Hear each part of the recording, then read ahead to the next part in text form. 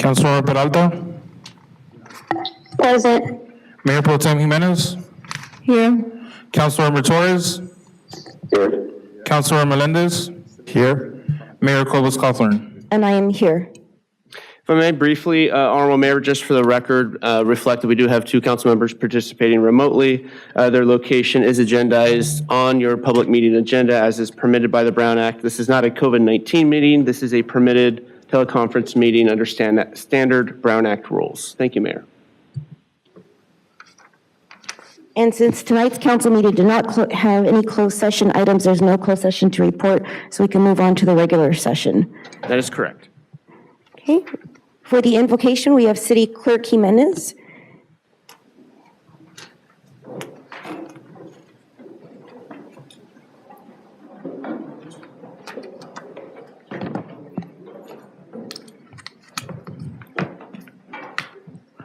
Father, as we gather here today, we pray that we are ever mindful of opportunities to render our service to fellow citizens and to our community, keeping in mind always the enduring values of life, exerting our efforts in those areas and on those things upon which future generations can build with confidence. Let us continue to strive to make a better world. We ask this in thy name. Amen. And for the Pledge of Allegiance, we have Director Palumbi. Thank you, Madam Mayor. Please face the flag and put your right hand over your heart and repeat after me. I pledge allegiance to the flag of the United States of America and to the republic for which it stands, one nation, under God, indivisible, with liberty and justice for all. Thank you. Director Palumbi, will you let everybody know what joyous occasion is coming up next week? Thank you, Madam Mayor, members of the council. So next week, my son is getting ready to graduate from the United States Military Academy at West Point after 4 years, and he will be serving alongside all of our brave men and women who serve this country very honorably.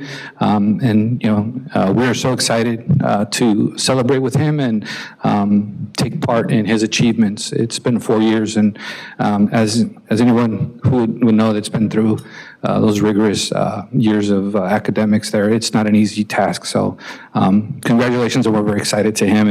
And my wife and I are super excited, and it takes a village, and he's part of our village here, and he represents the state of California and Southern California very well. So thank you for acknowledging him.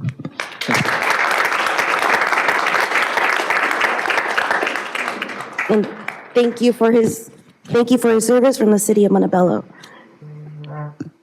Okay, Miss Assistant City Manager, are there any changes to the agenda? Thank you, Mayor. At this time, I'd like to announce that the recognition of the Citizen of the Month, Manny Franco, will be recognized at our following meeting on May 25th. Thank you. Okay. Okay, this May, we once again recognize the history, importance, and many contributions of the Asian American Pacific Islanders, AAPI community. Asian Americans, Native Hawaiians, and Pacific Islanders make our city more vibrant than cultural diversity, languages, and religions. There is no single story of the AAPI experience, but rather an assortment of contributions that enrich Montebello's culture and society. I urge my fellow community members to join us this month in celebrating AAPI history, the people, cultures, and follow us on social media as we learn more about the importance of diversity and inclusion. Recognizing and reflecting on the importance of AAPI heritage remains important as we come away with the injustice of racial antagonism brought forth by the pandemic. And we hope you will consider joining or visiting one of the many events that will be hosted throughout our region this month. I'm excited for the recognition of National Pet Month. This is a time to recognize the furry friends who have captured our hearts and become more than just pets, because they are part of our families.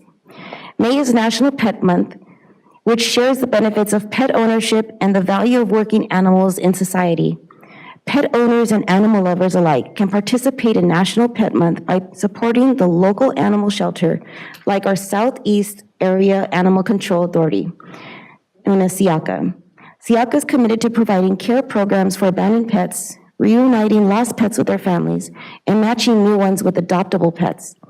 SIACA also promotes responsible pet ownership by providing educational information, increasing accessible spay and neuter services at a reasonable cost, and insisting people realize that their pets are an extension of their family. So let's do our part and support animal care and forever home adoption. I also like to recognize with my colleagues May as Mental Health Awareness Month. The City of Montebello is proud to join the national movement of being mindful about our individual self-care. Mental health is essential to everyone's overall well-being, and this mindset is important now more than ever as we continue to adjust to the lifestyle changes the pandemic has forced us to copy with. Every day, many around us continue to struggle with the feelings of isolation, depression, loneliness, but together we can create a more open community where no one feels alone in their mental health journey, while helping reduce the stigma for seeking support. If you or someone you know is in need of immediate assistance or help, please call Los Angeles County Department of Mental Health hotline at 800-854-7771 or visit dmh.lacounty.gov. And finally, the City of Montebello recognized May as Motorcycle Safety Awareness Month. With warmer weather now upon us and heavy traffic now back to pre-pandemic levels, it's important to remind everyone to be alert and share the road with motorcyclists. Did you know that 70% or 3/4 of motorcycle-involved accidents occur at intersections? One legal study found the worst motorcycle accidents occur at an average speed of 30 miles per hour. Sadly, the average rate of motorcycle accidents happen between ages 16 to 24 years old. So let's keep our young adult riders safe. Using safe and defensive riding practices and share the road mentally can mean the difference between life and death. By doing this together, we can help reduce motorcycle-related fatalities and injuries. And lastly, I'd like to recognize National Military Appreciation Month. 365 days a year, 7 days a week, and 24 hours a day, members of the U.S. military are on call around the world, defending the interest and security of our great nation. The month of May is recognized as Military Appreciation Month and is the perfect opportunity to express gratitude to U.S. military service members for all that they do every day. This year, as many service members are overseas supporting NATO allies in Eastern Europe, it is especially important that we as a community and you as patriotic citizens pause to honor them during Military Appreciation Month. Officially designated by Congress in 1999, Military Appreciation Month takes place every year throughout the month of May. Every year, the President issues an annual proclamation reminding Americans to celebrate this patriotic month that pays tribute to those who have sacrificed so much for our freedom. Although the entire month is designated to honoring past and present military members and their families, there are several specific military holidays sprinkled throughout the Military Appreciation Month itself, including Loyalty Day, VE Day, Military Spouse Appreciation Day, Mother's Day, Armed Forces Day, and Memorial Day. To learn more about these special dates, please visit uso.org. And in the audience, we have some community athletes that we'd like to recognize. So first, Montebello High School. We have the boys soccer team for becoming CIF D2 finalist. The 2021 season saw the Montebello Oiler boys soccer team have one of the best soccer runs in over 40 years. Over 40 years. They captured another league title with the 7-0-3 record. Their CIF run began with a 2-1 home victory versus Long Beach Cabrillo. It is a second round that went to the road to Saddleback High School, where they picked up the 1-0 win. In CIF semis, the Oilers went back on the road to San Juan Hills High School. The game was played in rainy and windy conditions. San Juan went up 2-0 and 10 minutes remaining. The Oilers scored to get within one. Christopher Martinez, Christopher, I don't know if you're here. All right, Christopher Martinez tied the contest with a spectacular goal with less than a minute remaining, forcing overtime. In OT, neither team scored, resulting in penalty kicks where the Oilers prevailed 4-3 and moved on to the finals. The Oilers again went on road to Redondo Union High School. The game went back and forth scoreless until the final seconds where Redondo Union scored a goal with less than 1 second to capture the CIF title. Although this is a tough loss where the Oilers played their champions. Oilerville and Montebello community is very proud of them. So individual accomplishments, we have, or should we go down there? We have, why don't my colleagues and I go down there so we can recognize them? Yeah, holy.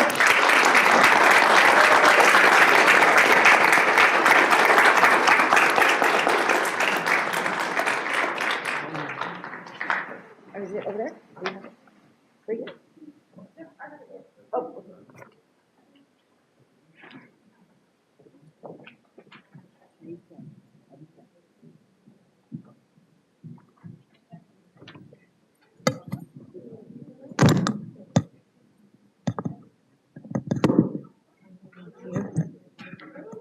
Okay, first individual accomplishments, first team all CIF are Christopher Martinez,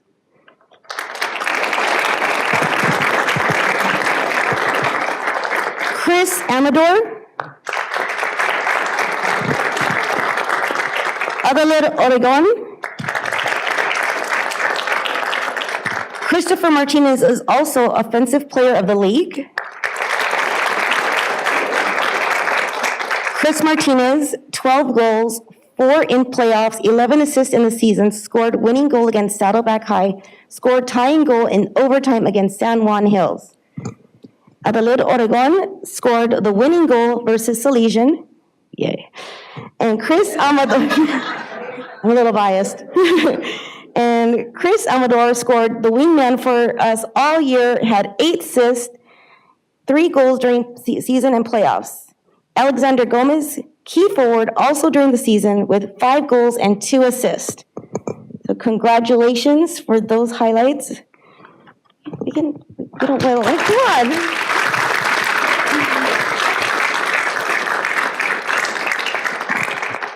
So for team players, we have certificates for Chris Amador, Alexander Gomez, Abraham Hernandez, Christopher Martinez,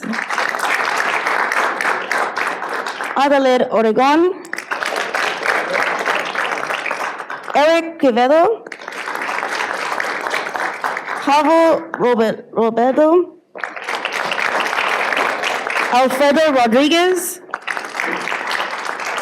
Humberto Teneco,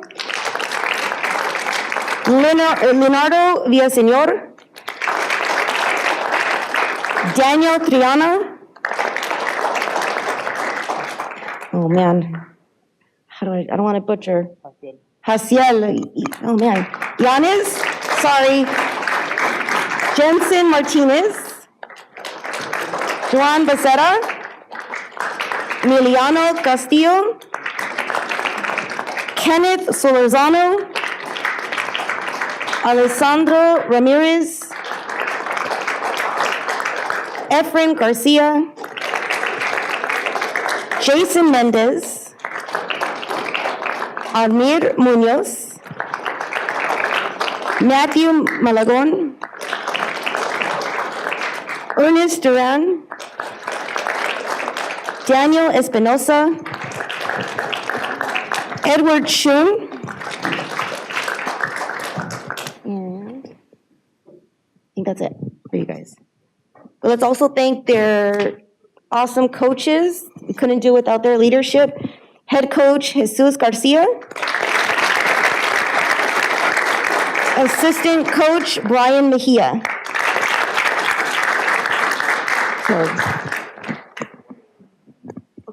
So we'll take a quick picture. We have your certificates behind, so we'll give them to you.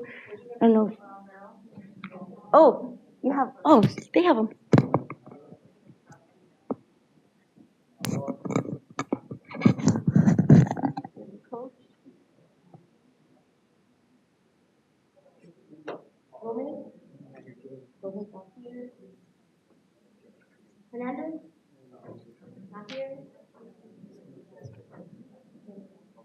Jennifer Martinez. Obregón.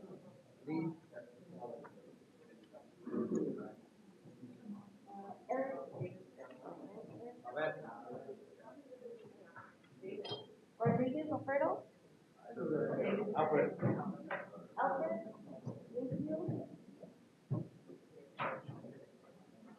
Dio. Diana.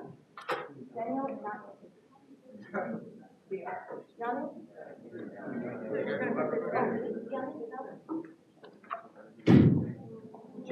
Jensen. Jensen.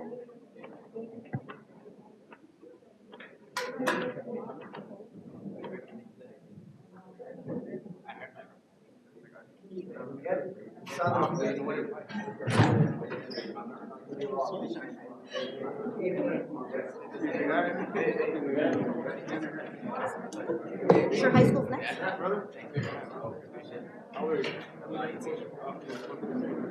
Wrestling team, high school wrestling team.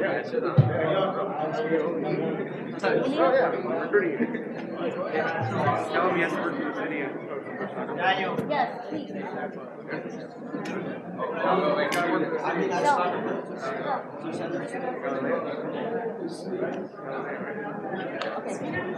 Okay. So, you can jump up here, you can have a picture, you can show your Congratulations, boys.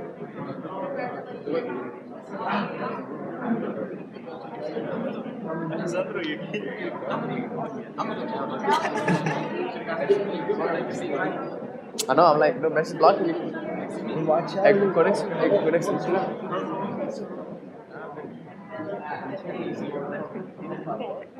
Careful, just careful, just careful. All right. I'm good. All right. Ready? Are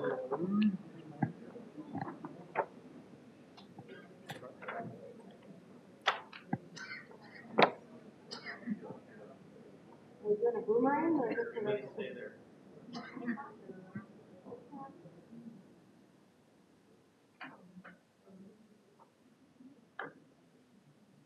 Thank you.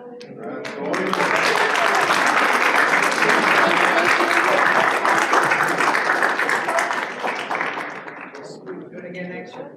Next year. Come back again.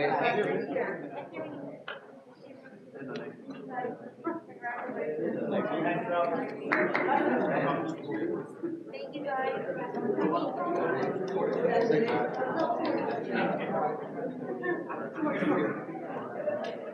Sure, his home? Galilea, right? So at this time, I'd like to recognize a student from Sure High School wrestling team, Galilea Garcia, for attaining the title of CIF champion, CYO champion wrestler. Is Galilea here?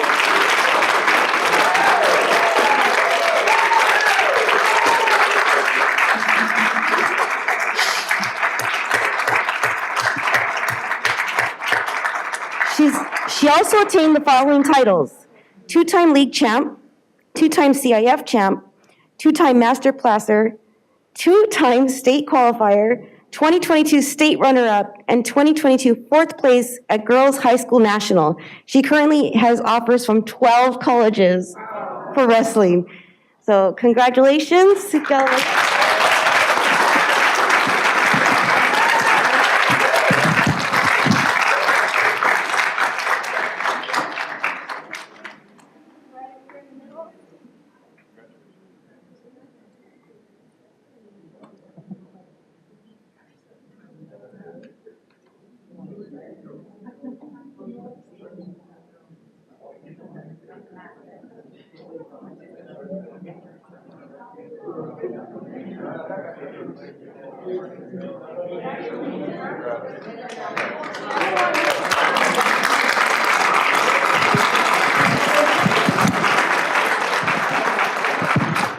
I don't know about you guys, but I would not want to mess with her for the last piece of pizza. Okay, St. Benedict School girls basketball team.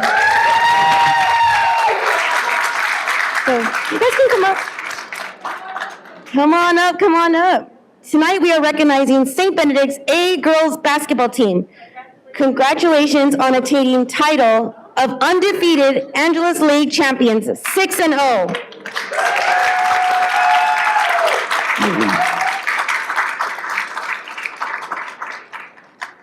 Open Division Catholic Youth Organization 2022 champions. Final record of 9-0.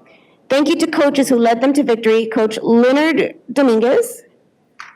Coach Virgil Aguia.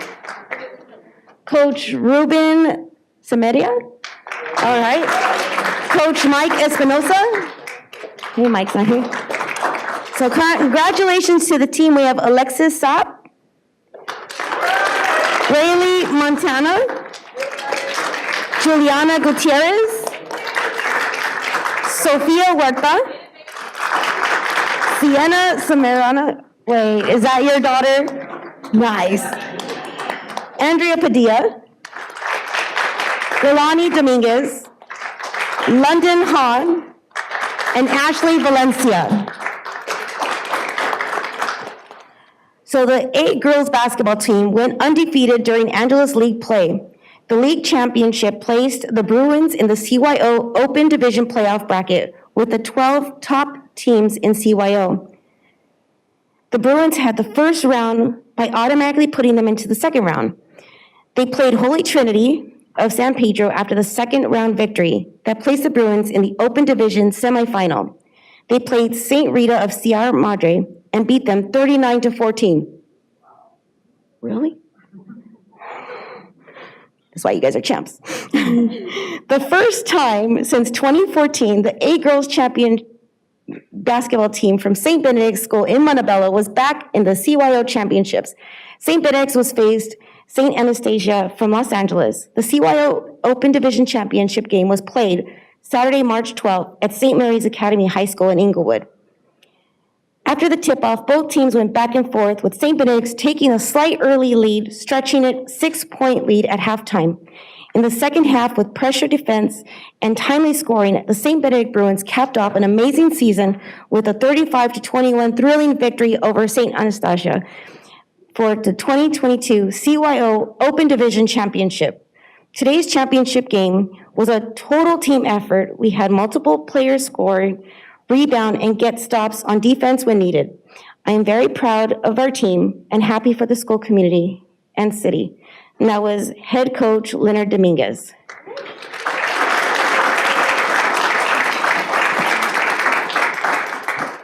You guys should get, oh, your coach is giving out your certificates.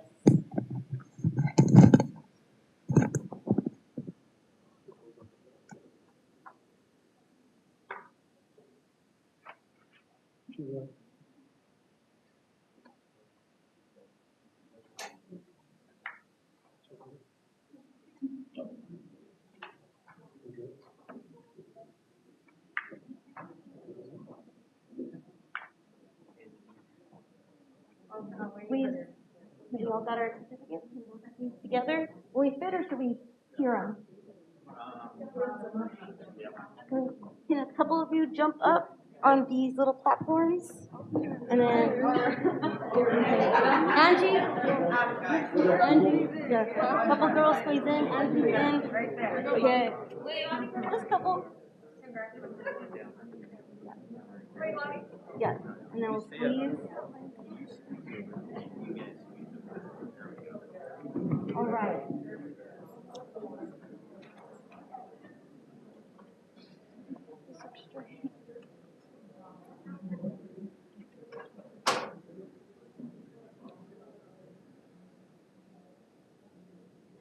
Congratulations. Congratulations, congratulations.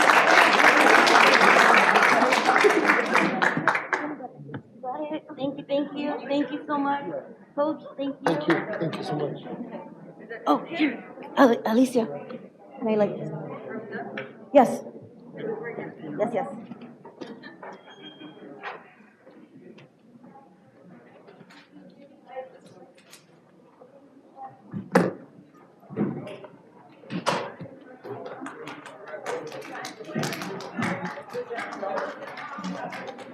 Yeah, so I Yeah,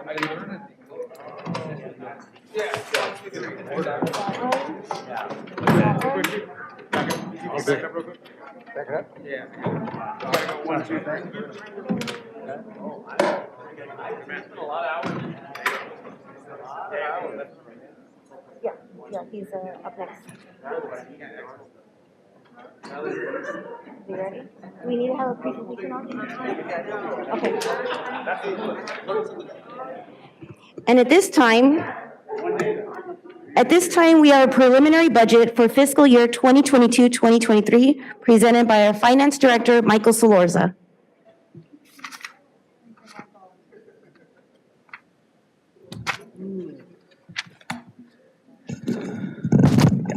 Thank you. Excellent.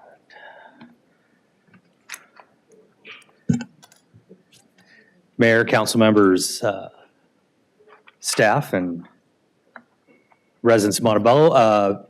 First presentation for our fiscal 22-23 budget, preliminary budget overview. Next slide, please. So this will be focus on the general fund. Again, this will be the first of a couple of presentations of the budget made to the city council and the community. So for tonight, we'll go over some budget development and budget improvements that have been done over the last couple of years, a recap of unmet infrastructure and equipment needs, some organizational changes that are being presented in the budget, various supplemental requests put in by departments, and then finally just some revenue and expenditure amounts. So this is the same process. I'm happy to say this is my third budget now with this team and with Montebello, and it's the same process we've followed over the last couple of years, kind of a preliminary presentation of the general fund budget, followed with more substantial presentations, and then actually getting the detailed proposed budget book by the end of this month. So next slide. So familiar slide here, just what is a budget? Budget's just a plan. It's not a restriction on spending. It's a plan for how the city will spend revenue. And again, what I want to add to that is obviously per city council priorities. We have a strategic plan in place, and that guides the priorities in the budget. I also want to just give a shout out to everybody. This is a team effort. The support from the city council, support from the city manager, assistant city manager, all of my fellow department directors, and especially the help I've gotten from my own staff. And again, it's a team effort. So everything you're seeing tonight is yes, I get the privilege of presenting, but this is a multiple person project and putting together a $200 million spending plan. Next slide. So I'm not one to bury the lead, so I'll just start off with the good news here. Right now, as we said, there's still some adjustments that need to be made, but if the budget were to be adopted tonight, we'd have a $639,000 surplus in the general fund. So general fund revenue is coming in at about just over 68 million. General fund expenditures, 67.5 million. So there's a lot of revisions still left. There's still discussions between city manager and assistant city manager and department heads in terms of some supplemental requests. But for now, obviously a good way to start in terms of the presentation. Next slide. So this is something that's been presented a couple of times over the last couple of budget cycles. This 5-year budget development process. Again, it's getting us to a point where hopefully by 2023, 24, 25, the budget development is much more automatic and improving upon every budget every year based on that prior year. At the end of the day, what we're hoping for is to have a strategic and a proactive approach to budgeting versus very myopic and reactive. We want to make sure we're looking at the big picture here and being strategic. And at the end of the day, easily incorporating city council priorities through the budget process. Next slide. So just a reminder, again, the receiving the Gfoa budget award 2 consecutive years now. First time in the city's history. It's a good achievement. Thank you.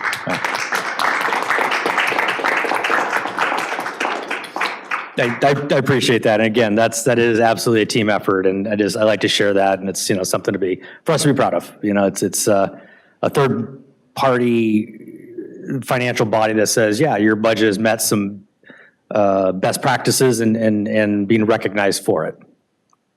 Next slide. So kind of a recap of where we've been the last 3 years. When the team got here, we were inheriting the 2019-2020 budget. We were thrown in February and March to build the 2020-2021 budget.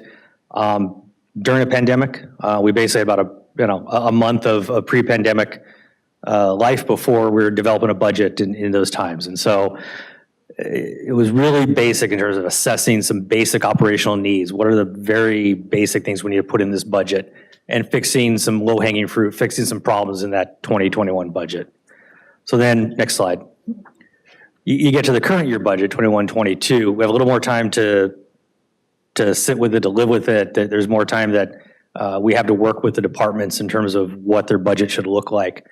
And you can start to analyze revenue streams and operations, refining improvements that have been done in prior years in terms of the process for building the budget, and really preparing a more comprehensive budget. Again, yes, we've been fortunate to get the award 2 years in a row, but the comments were so much more positive this second year, just improving upon what had been done in the past. And that's, again, just through time and through diligence and through good hard work with the entire team.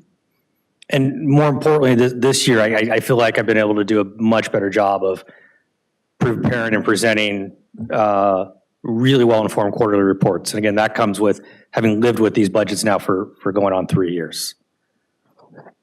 Next slide.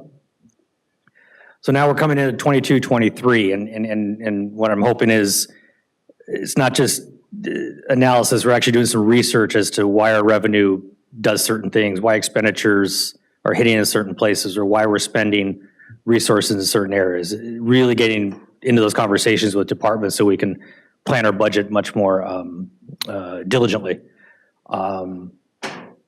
Improving, again, continuing to improve upon our processes in the budget itself. And at the end of the day, the achievement we're hoping in year 4, year 5 as we move out is we have a sustainable and a stable fiscal situation here in Montebello, and that can only be achieved through fiscal discipline. And the more work we do on presenting our budget and analyzing our budget and doing research, the easier it will be for us to achieve fiscal sustainability. So next slide. So I want to spend a little bit of time here on some of the budget improvements and some of the operational things that aren't necessarily obvious when you look at the budget, but have helped us create some space in the general fund without having to reduce expenses or actually being able to expand what it is we do. The concept of cost allocation, where staff are spending time on non-general fund projects, whether it's a metro-funded road project, or we're helping with transit or CDBG or home, there's allocations of administrative funding that you can use to offset that time. And prior to the 2020-21 budget, that was not being done. So in the last 3 years, we've done a much better job of cost allocating, literally reducing our salary, benefit, and maintenance operation costs to the general fund by charging off to some of our enterprise funds or special revenue funds. Just in the last, in this budget, we're now charging $1.3 million in staff time to other funds. That 3 years ago was hitting the general fund. And that's just a product of being able to research and talk with departments and applying best budget practices. We were able to increase capacity in the general fund without having to do anything with revenue, without having to cut programs or supplies, by literally being smarter about the money we receive. For example, when I first started developing the budget, Metro allows you to charge up to 20% for administrative uses to Prop C, Measure M, Measure R. We weren't doing any of that. So now that we've gotten a little smarter about that, we can charge engineering time and other staff time to these metro funds, and that creates space in the general fund. So again, this is not necessarily something that's really readily seen, but you see it in terms of being able to increase general fund resources without reducing anywhere else. Next slide. Over the last 3 years, we've been able to throw a lot of money at some supplemental needs, public safety, parks and rec, public works, but there's been an extensive decades worth of unmet equipment, infrastructure, maintenance needs. Basically here in Montebello, just kicking the can down the road, hoping that a latter administration would deal with it. So we've addressed some of these, but we still have quite a backlog of unmet and unfunded infrastructure needs. Next slide.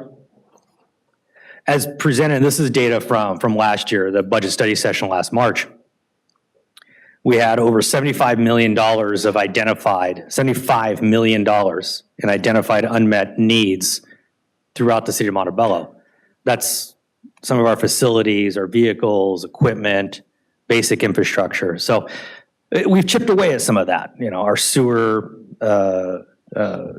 situation we know is part of the south of the city. We've chipped away at some of that, but there's still a lot of unmet needs. I feel the need to kind of temper the positive nature of what we've accomplished with just reminding the community that there are some unmet needs out there, and there'll be years spent in addressing what's still out there. So next slide. So we're calling this the Year of Public Works for 22-23. I know James Enriquez is very happy about that. There's been some organizational changes where these organizational changes started taking place in this current fiscal year. We're fully operationalizing them in this coming budget. So what we've done is we moved, for example, building and safety from community development, facilities and park maintenance out of Parks and Rec, and now they're in Public Works.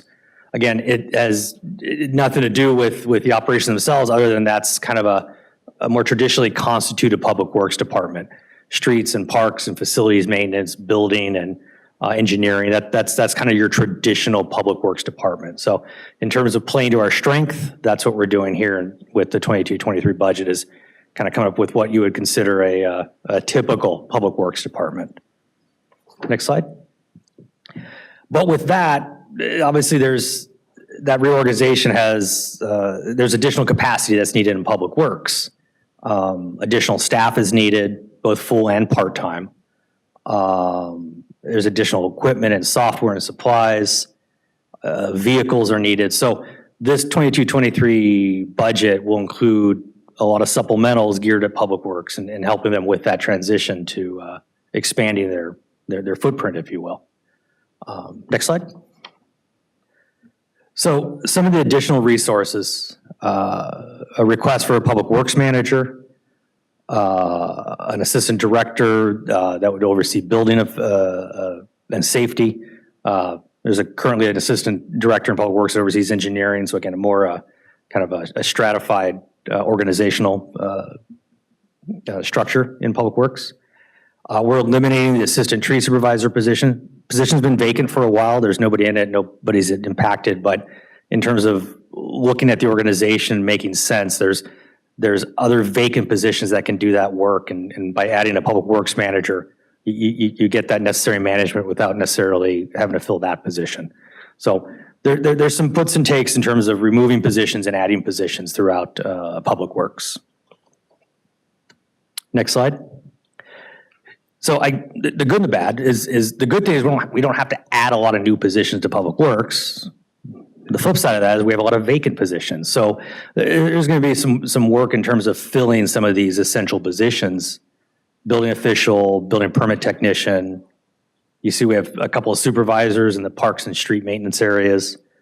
A building maintenance trade worker, an electrician, a plumber, maintenance workers. So I think you've heard the story of city manager talking about another city and the number of staff in Public Works compared to what we have here in Montebello. So we have some work to do, but and there's obviously the community rightfully demands that we have good response from our public works in terms of maintenance and other road repairs. So filling those positions will help us get to that point, especially on the building maintenance side. We can only use Gary so much as a volunteer. Next slide. So I want to highlight some of the needs here. I chuckle, but also I'm a little embarrassed. These are some pictures of a couple of our these are in-use public works vehicles. Okay, these are in use. And I will attest to that, having spent some time out of the transit and public works yard. Those vehicles are in use. I think they're from the early 90s. And so you see the condition some of our vehicles are in. They don't, painting, fading, chipping, no logos on them, the insides. I mean, so there's a need there. There's absolutely a need there. I mean, we send our employees out to represent the city in those. So there's clearly a need. There's a need there. So I showed that slide. Next slide, please. As a preface for some significant vehicle purchases that are needed in public works. In the 22-23 budget, replacing those and other vehicles, those are just two examples. 5 new replacement vehicles in the proposed budget. Ford Escape for our engineering folks doing field work.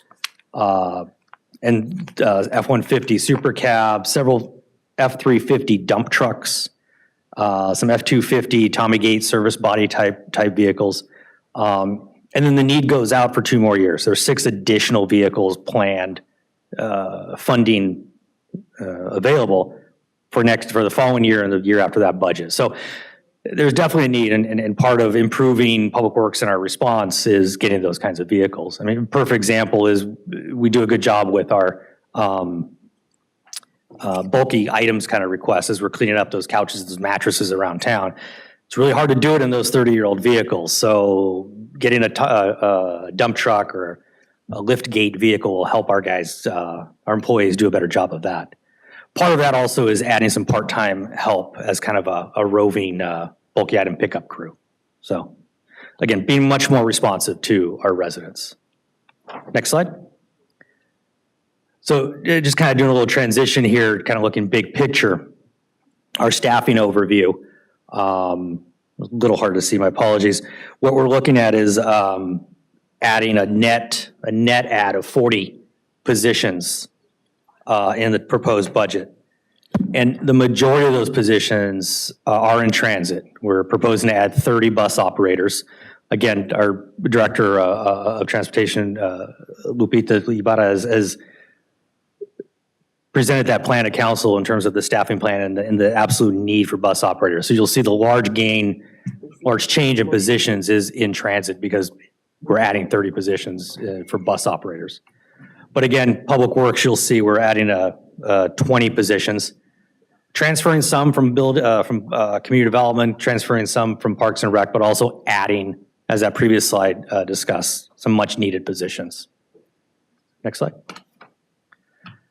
So specifically, some of the supplemental budget requests, and I apologize to my executive directors, the fellow executive directors. I haven't had a chance to share this with them. So surprise and good news. This is what's being included in the 22-23 budget. So for fire, adding a battalion chief that would oversee all of training, another telecommunications technician to deal with our multi-million-dollar radio network that services multiple public safety agencies throughout the San Gabriel Valley. Parks and Rec, adding a community services supervisor. Again, Public Works, those 2 positions, a manager and assistant director. Economic development manager in community development. Again, that was part of the city council priority for this fiscal year was to increase our economic development program. So adding a dedicated manager in community development. Human resources, an assistant director, another analyst. Again, with all those recruitments, especially in transit, this analyst will be dedicated to a lot of the transit specific recruitments. And then in transit, a senior analyst, those 30 bus operators, and a dedicated building maintenance trade worker for the transit facility. For those who've been out to transit, it's a ginormous facility, and having a dedicated building person out there is necessary. And then in police, adding a crime analyst. Currently, our chief doesn't have a crime analyst, and a lot of modern police departments, that's kind of a staple, having that position to help with monitoring and analysis of crime and other hotspots. Helps with deployment. So, next slide. So, in what we're looking at is there's the staffing positions, and there's also been requests for equipment and supplies and vehicles. One of the things I want to point out here is you'll see that this is split between general fund and other fund supplementals. So again, being smart about how we use our funds, whether it's Measure A for parks or asset forfeiture or AQMD funds to purchase things that we can with that restricted funding, not impacting the general fund. So, for example, fire, over $300,000 in supplemental requests, police with $59,000, public works with $360,000, just in the general fund budget. But also, if you look, there's another $700,000 in police supplementals, mostly vehicles, being able to use asset forfeiture funds there. So increasing a lot of, some of these purchases are one time, so increasing about $938,000 in the general fund through these supplemental requests.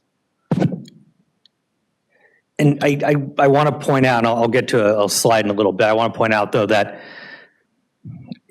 these supplemental requests, the expansion of services, reorganizing public works, buying police vehicles or equipment for the fire department would not have been possible without Measure H.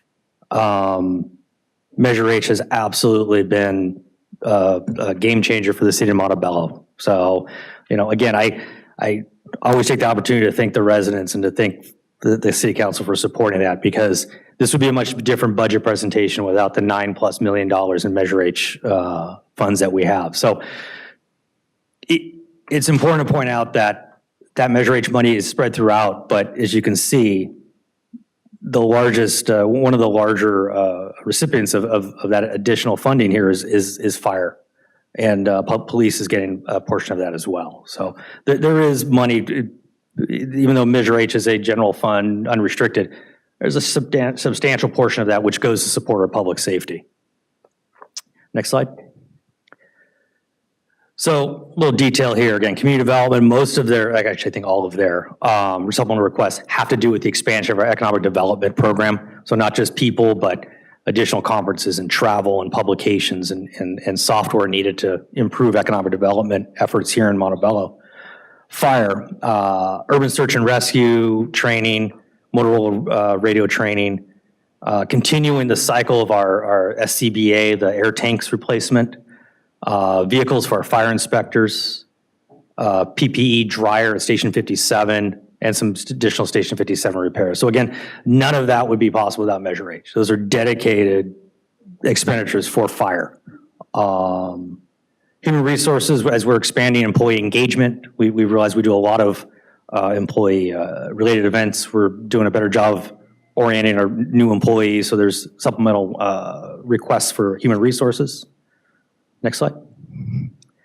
Parks and recreation, I think within 3 or 4 or 5 years, we'll have a 200-foot Christmas tree. Every year we keep adding a section. So we're buying an additional tree section for our Christmas tree. Continuation of the utility box beautification program, again, very well received. We need to add some funds to keep that going. Ford Transit wagon to help with kind of inter-community park transit and work there that Parks does. Police, again, this is on the general fund side. Organizational management software and a communications center assessment, and then public works, staff uniform, and you saw the vehicles. So, next slide. Yeah, I also want to share our police vehicles too, because there's a substantial purchase of police vehicles proposed in the budget. I was joking with the chief earlier today that I think he needs to keep the one without the door. I think that would help his guys bail out in a foot chase, but I don't know. What do I know? That's just me. These are very old vehicles. I was appreciative that that Captain Zissig even sent the odometer readings. So 172,000 miles, 120,000 miles. There was another one I think that has 130,000 miles. Again, not typical for a patrol vehicle. And if I'm not mistaken, these were in use until recently. So there's some needs there. There's some needs. And again, this is just two of the vehicles that are being proposed to be replaced. Next slide. So being able to leverage non-general fund sources of funding, Parks and Rec can get a Ford Escape hybrid using AQMD money, can use our Measure A funds for community garden management. And then within asset forfeiture and AQMD, we can purchase 11 vehicles for police. Majority of those are patrol, cycling out those, the one-door vehicles, cycling out those high mileage, older model vehicles. And then there's also some detective and other ancillary vehicles. And then also start training and equipment, again, using asset forfeiture for that, again, not impacting the general fund. And then utilizing our gas tax revenue for public works as we upgrade and replace signs and guardrails throughout the city. Next slide. So I kind of already talked about the different buckets. We talked about general fund, AQMD, asset forfeiture. But what's important is to realize is utilizing our non-general fund sources of revenue more smartly. We've been able to do that the last few years by improving our cost allocation, really utilizing our AQMD and asset forfeiture funds for the purposes that they're there for. Next slide. So again, just want to reemphasize the good news at this point, $639,000 surplus. Again, things will change. This is, the first of a couple of budget presentations, so there will be some changes, but first blush, this is what we're looking at for a proposed general fund budget. Next slide. So just an overview of revenue, that far right column. The bottom is $68,512. It's about a 10% increase in revenue versus the adopted budget for 21-22. The majority of that coming in our sales tax area. So our sales tax improves. Next slide. So you'll see kind of the trend in general fund revenue over the last several years. You'll see that dip. That's what a pandemic looks like. Exactly. That's COVID. So and then our revenue has improved over the last couple of years. So it's on an upward trajectory, and that's obviously a positive thing. Next slide. So just a reminder of where our general fund revenue comes from. 58.5% of it comes from two sources: sales tax and property tax. So, as I always tell people, if you're going to buy something really big and expensive, buy it here in town. We get to keep the sales tax. Buy your vehicles in town. But also property tax, as property as assessed value increases. Again, that's all assessed value, not just residential, but commercial as well. That improves our revenues here. The city gets about 10 cents just under that, about 9.5 cents per every dollar of property tax. But as assessed values go up, we get to keep that increase, which is nice. And then something to point out, charges for services and license and permits. The city is undergoing a fee study. And the last time we did a fee study was 4 years ago. So we'll be able to improve our cost recovery and potentially see additional revenue in the charges for services and license and permits area. Next slide. So again, just kind of the individual buckets of revenue. You'll see that top green line, that's Measure H, or that's all the sales tax, but that big increase is because of Measure H. So you'll see, you'll see a nice steady, bless you. You'll see a nice steady upward of property tax, but you'll see that big leap in sales tax, and that's Measure H. So next slide. So I talk about sales tax a lot, so I think it's important to kind of show the detail here of where that 25 million in sales tax is coming from. 14.38 million is your traditional 1% Bradley Burns. It's been around since the 30s. We have a sales tax sharing agreement with the Monterey Park Marketplace. We get about $1 million a quarter from that. The expanded Costco. So I know higher gas prices hurt us, but this is where we can see the positive as we get a share of Costco's revenue and the gas pumps at Costco. And then Measure H, that's obviously, we're looking at $9.4 million $9.4 million in Measure H revenue next year. To put that in perspective, with the 2020-2021 budget, not really having much data other than some early projections, the projection was $6 million a couple of years ago. We ended the 2021 fiscal year with $7.7 million in Measure H money revenue. We're forecasting to get $9.2 million this year by June 30th of 2022, and then projecting $9.4 million. So again, I really want to emphasize that over the last 3 fiscal years, we've added almost $2.8 million in supplemental spending. $1.487 million of that was committed to fire and police. Over 53% of our supplemental additional spending was fire and police. 88% of it was fire. That would not have been possible with Measure H. Not at all. So it's important to realize that, again, while Measure H is not restricted per se, that's the priority. The priority towards Measure H has been public safety and fire. I think it's important to highlight what our public safety, both police and fire, have been able to get over the last couple of years using that money. New fire hoses, a Jaws of Life, turnouts, new ladders, cardiac monitors, training, Recruit Academy, helmets, rope rescue equipment, additional CBA equipment, compressed air fill station, additional urban search and rescue classes, upgrades to Station 57, prevention training. I mean, none of those supplemental purchases would have been possible without the additional revenue. And it's important to know that obviously the safety of our firefighters is paramount, and a lot of that equipment purchased helps with their personal safety and responses. And also on the police side, whether it's software or vehicles, additional training, we've been able to spend a lot of money, rightfully, on public safety, which is a priority here in Montebello. So again, I just think it's important to point out the positive impact Measure H has had on the community. And I mean, it's not just related to or limited to public safety. We've been able to improve GIS zoning and mapping tools. Our general plan update was underway. Ooh. Yeah, I know. Underway.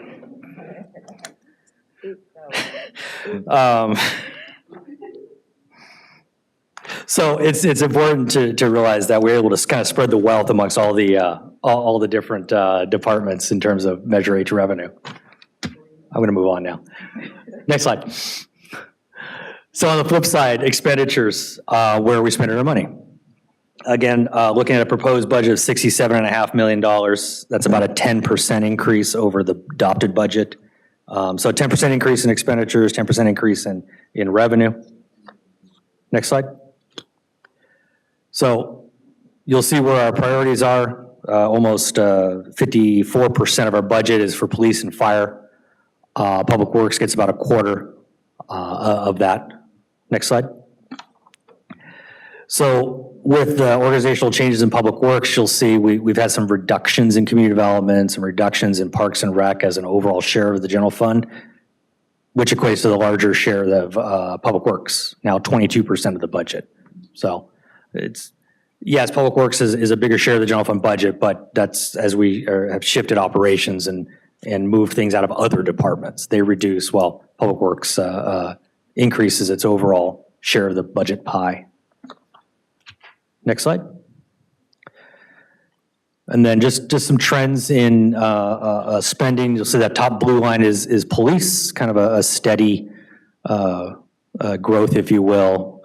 The red line is fire. You'll see that big spike with some initial supplementals, and then it's kind of a steady upward growth in fire. We've added equipment and staffing. Next slide. So again, the breakout here in the general fund, about 62% of our expenditures are for salary and benefits. It's very typical for a full service city. Our priority is public safety. So we have our full complement of police, full complement of fire. So that 62% is pretty typical for when you look at full service cities where their resources go is the human capital. The human capital is very important, and we invest a lot in our human capital. So, and then the other kind of 34% is maintenance operations, supplies, equipment, software, contracts, things like that. Next slide. So you'll see that steady, the blue line there, a steady kind of upward trend of salaries. Again, we've added staff, we've had to add capacity. We've had, now we're in our second round of MOUs. We've had increases in salary over the last couple of years. And again, all of that capacity building only possible because our general fund revenue pie grew. That's the only way we're able to increase. Something I want to point out is that you'll see kind of the bluish line right below the salaries as that spiked down. That's our PERS costs, that's our pension costs. And you'll see this, a sharp downward decline. That's thanks to our employees agreeing to taking on the full share of their retirement costs. And you'll see that drop, and that was previous MOUs. Couple that with issuing pension obligation bonds, we're able to reduce our expenditures in the pension area. So again, there's some things that have been done to control expenditures without having, we can lower expenditures without cutting service. And that's an important thing to point out because you saw there was a upward trend in pension costs, but being able to shift that burden off to the employees and to be able to pay off our unfunded liability, it's evened out our pension expenses. Next slide. So next steps. Further analyze and refine revenue projections, still work on additional supplemental requests, and then the goal is to distribute the budget books to council and to management by the end of May. So actually have a budget book in hand so you can see the details of what's being presented. And then do another update in a couple of weeks with adoption on June 11th. So I appreciate your attention. I appreciate your patience with this. It's a lot of information, I understand. But at this point, if there's questions or comments, I'm open for it now. So thank you. I appreciate it.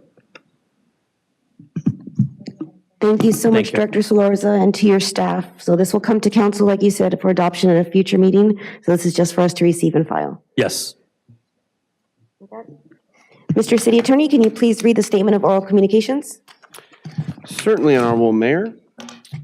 At this time, the general public may address the City Council on both non-agenda and agenda items. Please be aware that the maximum time allotted for members of the public to speak shall not exceed 3 minutes per speaker.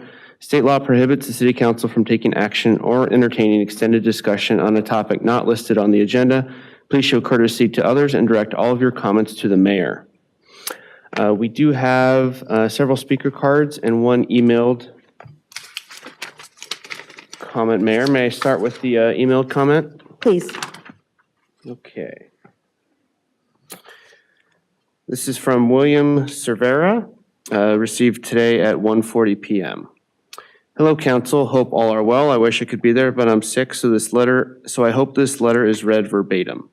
For the map discussion, I hope that when voting residents are considered so they have representation, the new maps would leave me out without a council person. As for including which map, I hope it is map 2, so I can have either Peralta representing me with other constituents. Other maps, I'm either not having representation or Jimenez, and from the last interaction with her and her threats, I know I couldn't work with her to better our community. Second point I would like to bring up is the MOU. Residents and certain councils spoke to the point of having the old documents with the new before beginning negotiations. Now, currently, if you back up, some will say it's in bad faith. This is why before voting, it is important to read documents in their entirety. I'm first for helping fire and police getting what is needed. However, the current MOU minimum staffing for an engine or minimum stations is being removed. This is a danger to them in our community considered the apartment complex that caught fire. South Side typically be the one most affected. Another section about being EMT certified and a 3% bump. Can it be reworded and just 3% across the board? I ask because minimum requirements from a academy you must have be certified EMT. Can the section with staffing be held over and the rest approved? We resident fought for Measure M to keep our services local. Thank you for your time. Thank you. And then the first speaker card is from Mr. Manuel Hernandez, followed by Kevin Chung. Hello, sir. Mental illness is created by government agency mind control programs to create profit for big pharma. At any time and place, government agencies can make the mayor, police chief, and city council hear voices for the rest of their lives, or even make them commit suicide. These mind control programs are responsible for causing behavior that makes a mother drown her children. Mind control is real. Ask the over 200 U.S. officials who have been hit with Havana syndrome attacks since 2016. The only line of defense against mind control for now is the medication provided by Big Pharma. A massive leafletting and skid row will take place to inform the residents that mental illness is created by government agencies. Continuous action will be taken in the form of public awareness until mental illness is eradicated. Thank you, sir. Mr. Chung, followed by Ricky Garza. I feel underdressed. Next time I'll come a little bit more. I'll take my first minute with my statement, and maybe for the next 2, you can answer the questions that I have. Thank you. Good afternoon. My name is Kevin Chong. By the way, thank you for saying my name correctly.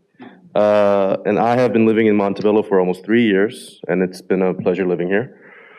I would like to show my appreciation for the police department and the illegal trash pickup division for their quick response and professionalism. Thank you.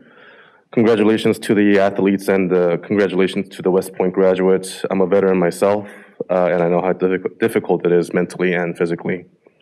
I will get right to my 3 questions. With respect, I would like to not disclose any business identifying information at this moment. Does the conditional use permit, the CUP, go through the city of Montebello? And if yes, how is it approved?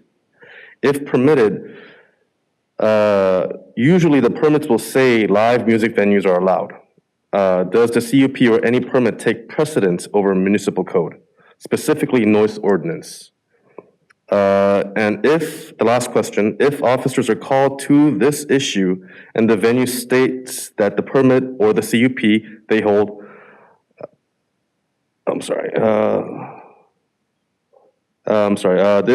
venue and this permit state that they hold a noise sentence, the noise venue sentence in the CUP, and the officers who are called and answering the call, knowing the noise ordinance, how would they handle this situation? Sir, if you conclude your comments, and then we can respond and give you an answer. Yes. Okay.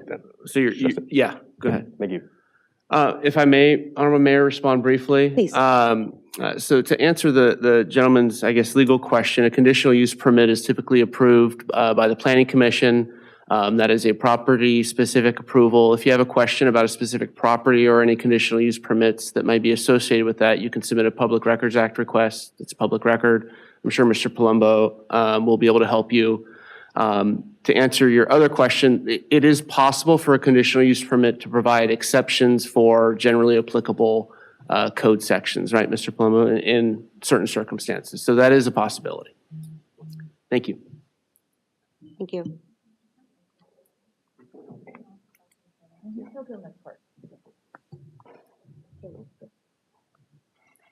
Okay, Mr. Garza? Oh, Ms. Garza, my apologies. Followed by Andrew Laderos.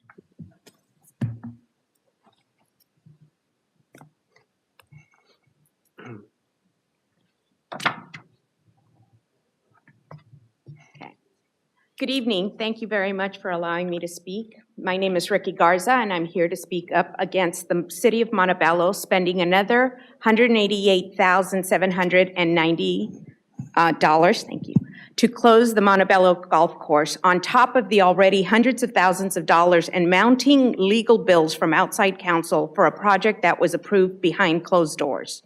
We know that if this project was brought to the citizens for vote, that it would fail. There has been decades of mismanagement of the golf course and active sabotaging by entities known and unknown. The city has been held hostage for decades by poorly negotiated contracts by Mr. Glassman, the city's lawyer, which seemed to benefit one person, Brad Perrin, and his companies.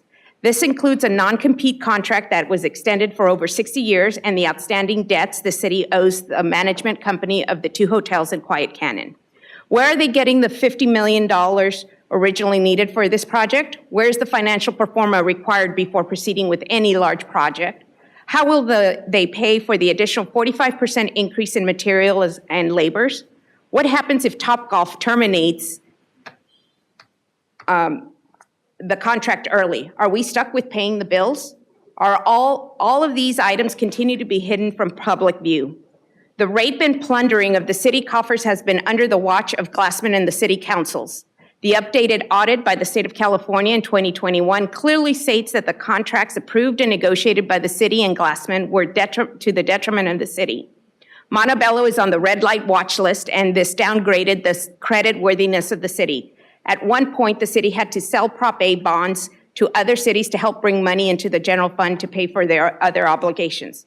It sounds like the 2021-2022 budget is trying to correct and turn around these deficiencies, but this doesn't take the city out of the mounting problems it's still facing.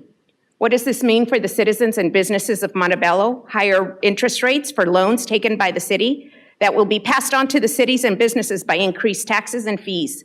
Less money for repairs, for first responders, for upgrading and aging equipment and infrastructure.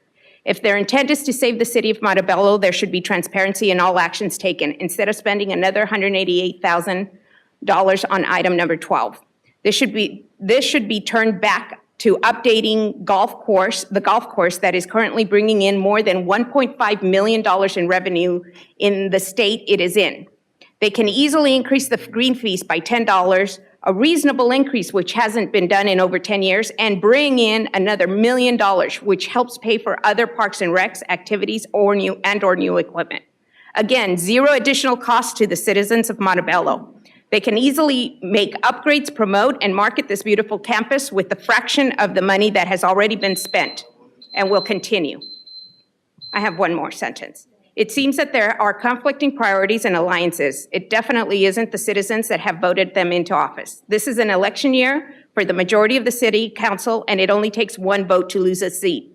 We all need to come to the ballot this November and vote for change and save Montebello. Thank you.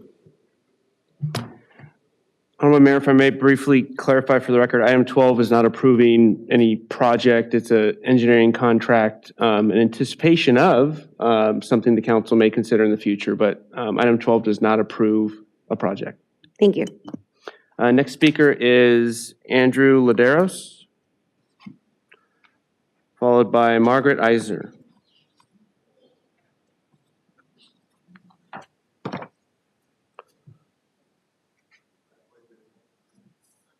Good evening. Thank you for the opportunity to speak. Can I ask Mr. Solarza for a quick clarification on what his presentation was today?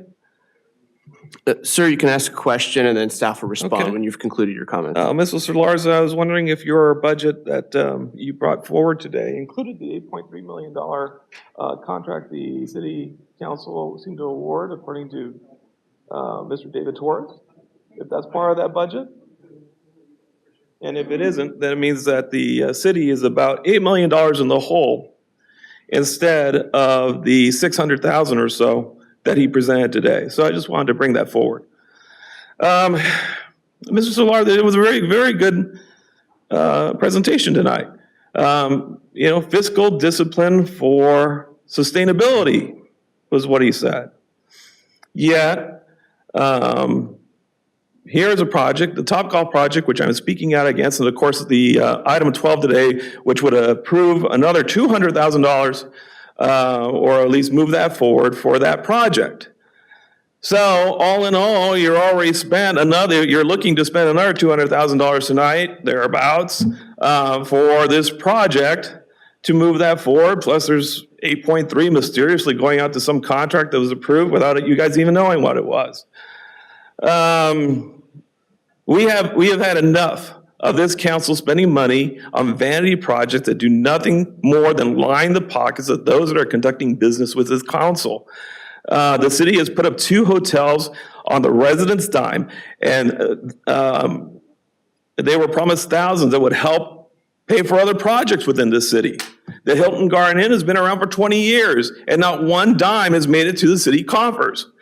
The state auditor has concluded that the city remains a high-risk city because of financial decline during the fiscal year of 2019 and 20, and it continues operational deficiencies. In the report updated on October of 2021, it states the council likely violated state open meeting laws when the city council approved a loan to pay for upgrading one of its hotels without properly notifying the public in advance. The city's current financial director said that the city management believes that preparing specific reports on the performance of the hotel operations is unnecessary because the city treats the hotels as it treats other enterprise operations like the golf course, like water, like transit.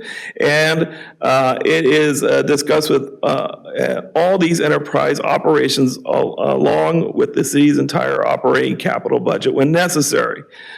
This perspective, this is according to the budget, this perspective is concerning because of, in 2018, it found problems related to both the golf course and water operations. And without detailed financial information, the council cannot make informed decisions. So to wrap up really quickly, we need to move forward with this and stop spending money on things that the city does not need. You have $25 million that you need right now on unmet things that the city needs. Let's spend money where the city needs to be spent. Thank you, sir. All right, Ms. Eisner, followed by Tila Gregorian. I've been boosted and vaxxed, so I'm not spreading the virus. I'm Margot Iser, my address is on file, and I'm here to speak as a citizen, person, resident, taxpayer, voter, who's joined by many, many, many others who want to be an integral part of every single decision made by the city, especially that which involves spending money. Okay, first of all, I guess I was going to work about 3 items, so I'm going to have to do this fast. I'll try to speak clearly. Regarding item 10, if you do have to succumb to dividing the city into districts, please adopt the demographer's map number 5C so that we, the citizens, et cetera, can have at least a chance to have a little bit more representation.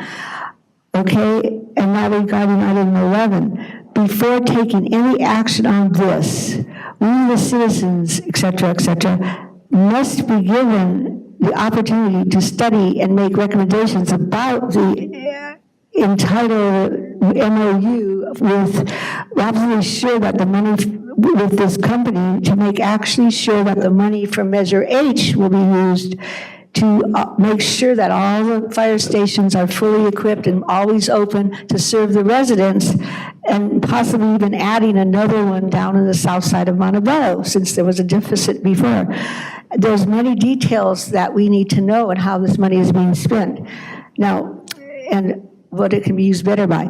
Now, regarding the consent calendar item number 12, before taking any action on this, please, please, please provide us with detailed information about what architectural services and engineering projects are proposed by Sport 5 Golf LLC.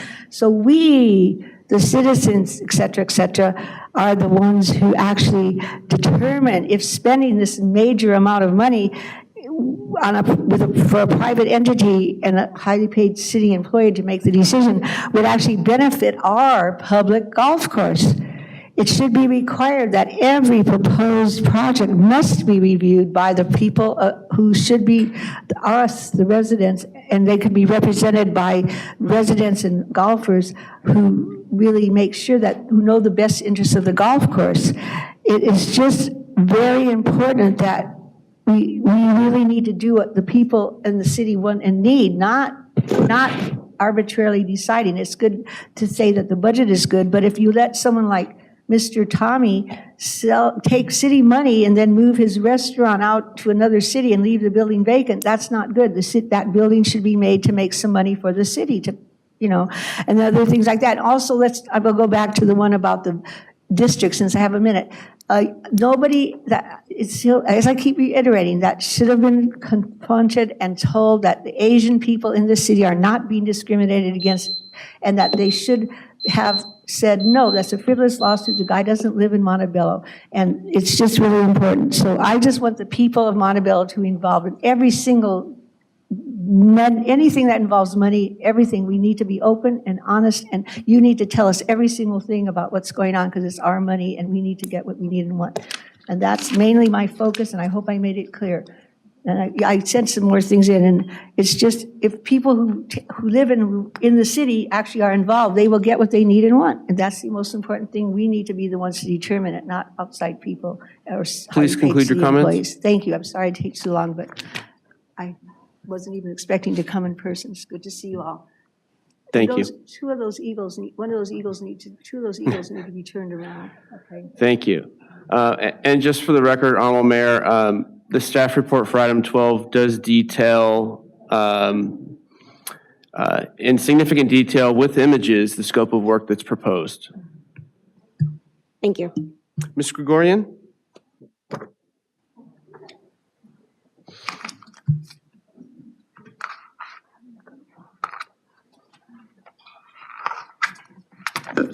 Sheila Gregorian. Good evening, council members and city staff and Montebello residents.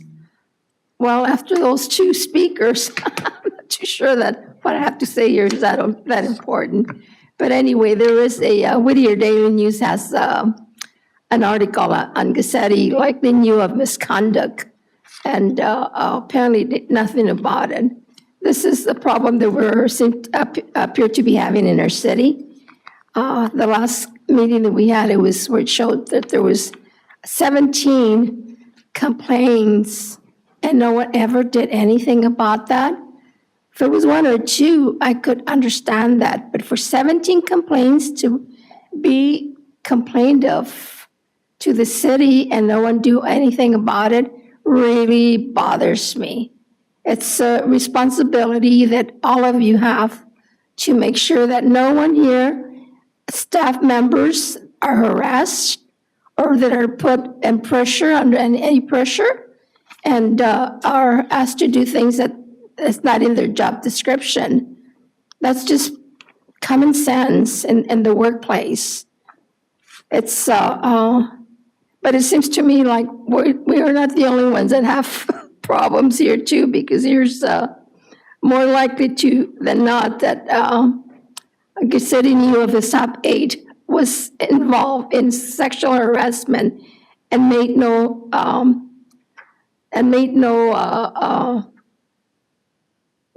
nothing about it, no comments about it. That's really even more serious than what we have here. But we need to not allow things like that to happen in our city. It's does not make for a good environment, work environment. And I'm sorry that Mr. Torres is not here today, because I really like him, but I believe that he needs to be counseled. And I voted for him as a council member. So I believe that his conduct needs to be corrected, and perhaps he needs to be sent to some classes. I think we all benefit by having classes every once in a while. I work for LA County, and we had classes on sexual harassment and other issues that take place in the workplace. So this is something that can be done in our city, and that might benefit all the staff, and it might give the staff the opportunity to not be afraid to come forward and say something. Do not just sit back and say nothing. If you see something or you say something. If you see something or something's happening to you, you must speak up and say something about it. Thank you. Okay, thank you. That concludes the public comments. Honorable Mayor, that takes us to staff communications on items of community interest. Mrs. Assistant City Manager, are there any items? Mayor, at this time, we have no items to report. Thank you. And the first item of business is regular business, item 10. Mr. City Attorney, can you please read the title of item 10?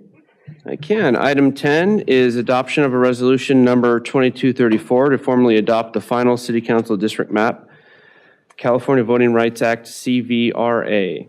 Recommendation is recommendation the City Council, after hearing staff's presentation, adopt a resolution number 2234, which is attachment A to your report, to formally adopt a final City Council District Map and take such additional action related as may be desirable. I do believe we have a consultant and a staff report available for the council, Honorable Mayor. Thank you. Thank you, sir. Please introduce yourself, and the floor is yours. Sure, thank you.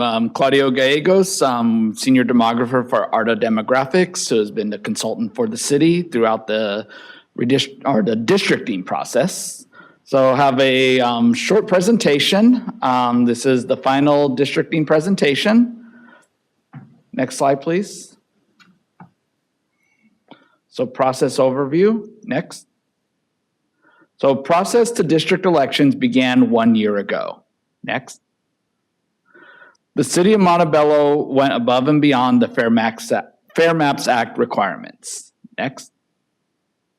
A total of 7 public hearings, 4 open houses, and 2 general meetings, including this one, to review, participate, and comment on the maps were held. Next. A public participation process was also conducted, with 18 maps submitted by residents, above average for a traditional redistricting or districting process. Next. Also, different ideas expressed by residents, such as council expansion, were considered. Next. And now on May 2nd, map 3B was chosen unanimously. Next. This was the map chosen by a vote of 4-0. Demographer map 3B, which was a slight change from the original demographer map 3, which was the most popular map at the open houses. This one creates a seat where there's a strong Asian population in the northeast side of the city in District 1, which is in the blue.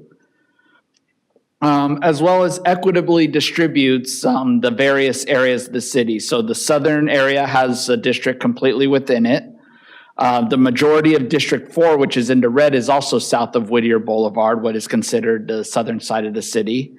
And one major change from the original demographer map 3 is that this allows every district to have a park within its boundaries. The original one, District 3, did not have a park. It now has Grant Rhea Park. Next, please. So here's the data to review. As I mentioned, District 1 has the highest Asian population with 33.63% population, and the citizen voting age population at 36.33. Next. So final steps, take public comment, which was just done, and adopt the final map by resolution. Map 3B will become the first district map, should it be approved, for the City of Montebello and remain the map until 2032. And if the public wants to review the maps and the process, it will be available on the city website for the next 10 years. Next. And that concludes the presentation. I'll entertain any questions, if any. Okay, this matter is at council level for discussion or a motion. I'll go down the row. Councilmember Peralta? Yes. So the question that I have is, well, first of all, thank you so much to the demographer for providing the presentation today. The first question is, what is the normal procedure in place for designating the districts that will be up for election in November 2022? So that will be determined by the city council, and I'll hand it off to Navarre for further clarification. So when the city submits the resolution for consolidation, you guys are gonna have to include the districts that are up for election in that resolution as well. I believe it's 133 or 88 days before the election, between that period where that will happen. So for additional clarity, Councilmember Peralta, the city council is going to have to take action probably in June or August to actually call and consolidate the election with the other local and statewide elections that are going on at that time. And at that point in time, you will designate which districts are up for election. Is that correct? Navarre? So it would be sometime around June, most likely. Thank you. Thank you. So then to clarify, tonight, we would be voting for the finalized map, but we would not be voting for the designation of the districts that will be up for election this year, correct? Yes, it's just to adopt the map. Okay, and so that concludes my comments. I do have a general, question, I do have a general comment, but I'll go ahead and reserve that in case my colleagues have any other questions that they would like to ask. Mayor Pro Tem Jimenez? Councilmember Torres? No questions, but I have a comment for later. Councilmember Melendez? No questions. Okay, and I have no questions, so this is up at city level for motion. I would like to make a motion to approve this item. Okay, can I get a second? I'll second it. Mr. City Clerk, can you please call roll? Councilor Peralta. Can we have opportunity for discussion prior to the vote that's being taken? You'd like a second opportunity to speak? Yes, just to give my general comment. Okay, go ahead, Councilor Peralta. Okay, so I voted in support of the final resolution that committed our city to district elections for November 2020, which is this year, as a commitment to uplift our AAPI community's voting and representation power in the city of Montebello, which I wholeheartedly support. What I don't agree with is how the selection of the map process has taken place. From the very beginning, I asked for an advisory or an independent commission guided by residents for the selection of finalized maps. Because I don't believe that council so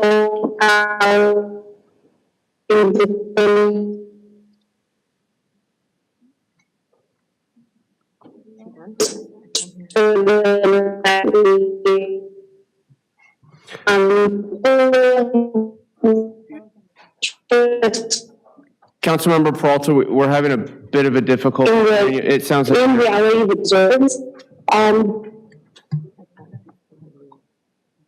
Can you hear me now? That's better. It sounded like your connection was breaking up for a moment. So maybe go back about 10 seconds and you should be good. Okay, I apologize. So yes, I had in the beginning of the process asked for a advisory or independent commission to guide the process. This unfortunately fell on deaf ears. I don't think that council should have the sole power in adopting the definitive lines that will be in place for the next 10 years. Also, talking about the last meeting, calling a special meeting with 24-hour notice last Monday to select the final map, I believe was a disservice to our community by not affording the respectable time to notify and encourage our residents to participate in this last end of the process. A special meeting could have been called with much more notice. Unexpectedly rushing the process was inappropriate. In our previous public hearing at the Senior Center, I had asked that council please receive all future dates in place for next public hearings or district-related meetings in order to have confirmed schedules with no surprises. This was never provided to us, and last Monday's special meeting to select the final map was a disappointing surprise to myself and many residents that reached out as well. And that concludes my comments, Madam Mayor. Councilmember Torres? Thank you, Madam Mayor.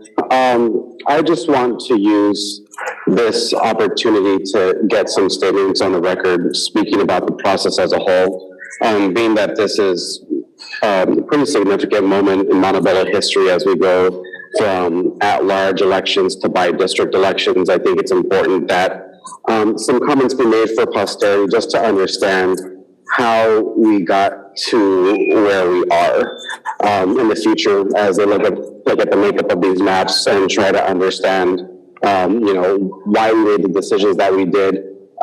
Just putting some comments down for the record. First of all, I just want to talk about, some of my disappointments of the process over the last year. It's been pretty incredible to see that, when it comes to something like districting, when it comes to something like uplifting different parts of our community, our AAPI community, our lower socioeconomic community, our non-English speaking or non-native speaking community, those communities have not been honored all the way through this process. At the very beginning, Councilmember Peralta and myself were asking for things like translation services for mailers to go out. Those requests weren't honored for the first 7 months. And I know that there's some argument to be made that it appeared in the Montebello Reporter. But I think when we compare the first 7 months to the last 4 months, we see how much of a difference actually trying to engage with our community made. When we dedicated the funds, when we dedicated the efforts, when we dedicated the materials, residents came out to speak on their communities of interest and to really advocate for keeping their communities whole. Throughout this process, there were comments like, no one cares, no one's paying attention, we're just going to basically include them on the back end after all these things had essentially been decided for them. I gave the example before. It's the difference between asking someone what their favorite ice cream is, or if they like strawberry, vanilla, or chocolate. And you get completely different answers when you ask questions in those different ways. We also saw last minute gerrymandering. The district maps that we selected to move forward had been around for several weeks, if not a couple months. And, to see some of the changes made right at the very end, not necessarily off of public resident comments, but what I assume are conversations going in the background, was just really disheartening to see in such a small, tight-knit community like ours. That being said, I do want to acknowledge that these last 4 months have really kind of shifted the conversation how we approach districting. The provisions that Councilmember Peralta and I asked for from the very beginning, we started to see those in action, although we were never able to get a committee to actually oversee this process, which, going by some of the actions of the last several weeks, I think it would have at least stalled, if not completely thwarted. In the end, we did recognize the importance of accessibility that speak different languages. We saw residents disprove council's misconception, coming forward with poster board presentations to represent their interests, and meetings became much more well attended when they were noticed in advance in publications that went directly to resident mailboxes. Ultimately, the process was flawed and deficient. I saw it driven by political motivations, and while the Hail Mary effort in the end was admirable, from my perspective, council was just paying lip service to try and save 7 months worth of neglect. And so with that, Madam Mayor, that concludes my comments. Thank you. Madam Mayor, there is a motion and a second on the floor. It'd be appropriate to take a roll call vote at this time. Mr. City Clerk? Councilor Peralta? Nay. Mayor Pro Tem Jimenez? Yes. Councilor Torres? Nay. Councilor Melendez? Aye. Mayor Cobus Cawthorn? Before I vote, just want to remind that it was voted on May 26th, 4-1, and I was the one, again, May 26th for us to go at large, so I vote yes. That carries 3-2. Mr. City Attorney, can you please read item 11? Yes, that item 10 does carry. Item 11, adopt resolution numbers 2232, and 2233, adopting a memorandum of understanding between the City of Montebello Firefighters Association and the City of Montebello Supervisors Association. The recommendation to the City Council is that they adopt both of these resolutions. Assistant City Manager? Thank you, Mayor, members of the City Council. Tonight, I'd like to have our Fire Chief, Fernando Pelaez, come up and talk a little bit about where we were about 3 years ago. There have been substantial accomplishments, acknowledgments of some challenges we've had, and I'd like this opportunity to have him come up and explain some of the things that I have done in support by this council. The fire department appreciates the support by the council and with finance and some of our other cohorts that we work with to really acknowledge some of the challenges that the fire department had and where we are today. So I'd like to introduce Chief of Fire, Fernando Pelaez. Thank you. Thank you, ACM. Good evening, Mayor, members of City Council. It's an honor to be here before you. Before I do, if I could ask if these could be distributed. There's two sets of them, staffing of 2 years ago and current staffing. So we deleted the names for the privacy of the employees, so it's just a staff and vacant positions for your view.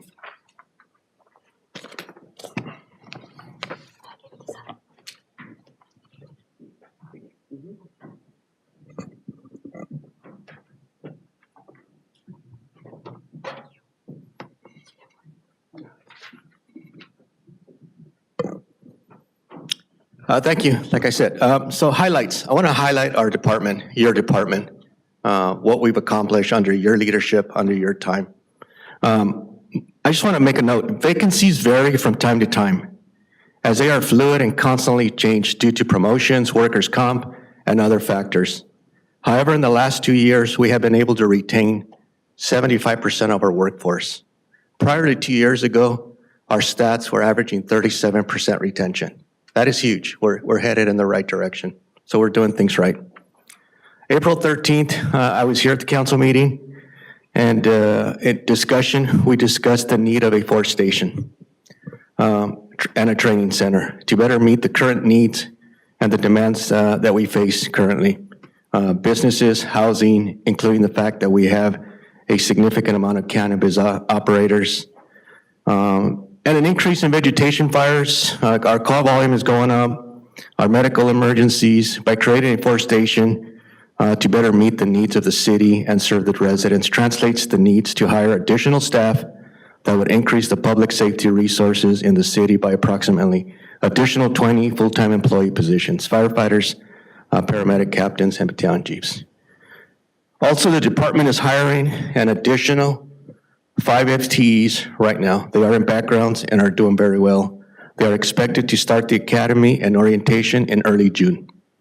The department is holding a second round of interviews to hire 5 FTEs, including a floater that will support the department's operation, especially when we have workman's comp, sick, including vacation.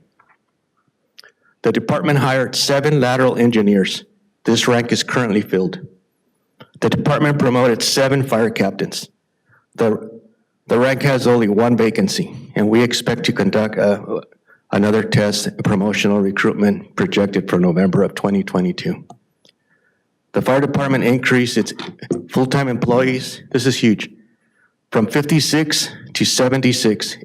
56, 18, 19 fiscal year, a difference of 20 since 2020.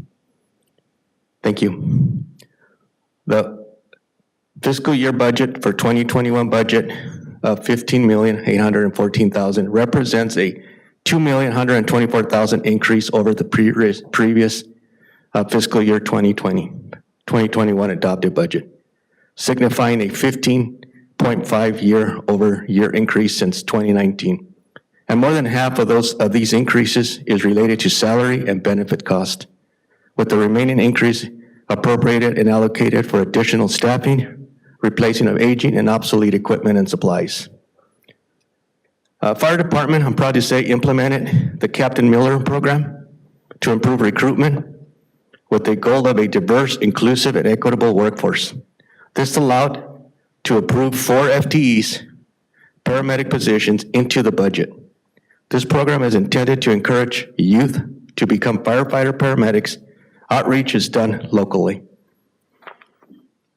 And by the way, we already graduated 3 since its inception. In 2020, the department expanded its fire prevention and risk reduction division by 1 FTE to 5 to ensure that we are able to meet the demand of the current projects such as housing, development, business, and other much needed community education and awareness. In addition, the department also in fiscal year 21-22 developed a plan to develop the internal structure of our communications division by hiring a communications supervisor, communications technician that supports fire, transportation, and police department, including mutual support with our collaboration with other law enforcement in the surrounding cities. The division was cut in 2010, contracting services to an outside vendor, impacting the ability to provide active oversight and management that impacts quality and accountability and potential for mismanagement. The communications division's expansion not only translates to efficiency but effectiveness, improving the quality of service delivery that ensures the system is up to date and that we will ensure the ability to respond during a natural disaster or man-made disaster overall. The division also supports the Emergency Operations Center, our EOC, including cost savings to the overall budget. Currently awaiting notice to a recent grant submitted for a total of $2.1 million. I can tell you that the number one killer of firefighters is communications, breakdown in communications. This is how important communications has been to me. The fire department, dear to my heart, implemented MCAP 2.0 full-time positions to develop a crisis response team to support first responders with non-urgent calls that come through our 911 dispatch system. The program has allowed first responders to be available to address other critical calls and return to service. Fire department took additional duties during COVID. We were coordinating with Los Angeles County Public Works, Health Department to provide homebound vaccines, run COVID vaccine clinics by providing staffing. We also staffed during COVID. Don't ask me how we did it. The department has also sponsored 3 cadets at Verdugo Fire Academy. 2 are females, and I'm proud of that. At 8 cadets at Rio Hondo Fire Academy, and we continue to get requests. We will continue to sponsor our youth through the fire academies. They are our next leaders. The department will be launching in June a recruitment for volunteer auxiliary positions, 21 positions available. COVID had a huge impact due to the fact that all safety positions, especially firefighter paramedics, must do a medic test during recruitment. This is a face-to-face test. So those were the challenges we met during COVID. I can tell you this, I've been to a couple conferences this year with the LA chiefs in the area. We are facing severe staffing shortages. This is across the nation. Los Angeles County Fire, LA City Fire departments are all experiencing this. I remember when I'm not going to date myself, but when I was applying for a job, there was 1,000 of us in line for 50 applications. We had to spend the night. Those days are gone. We have to reinvent ourselves. We have to evolve, and we have to also bring up our own within our own system, which is what we're doing. I'm proud to be your chief, and those are the highlights of our department. And thank you very much. Thank you, Chief.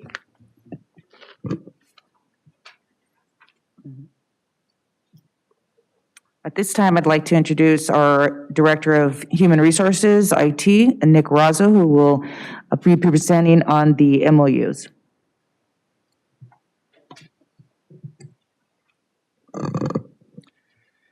All right. Madam Mayor, Mayor Pro Tem, members of City Council, good evening. Definitely excited to be in front of you again. I'm sure you all remember a long 2 weeks ago, April 27th, City Council meeting. We brought forward 4 MOUs to ratify with the City Council, which they all were.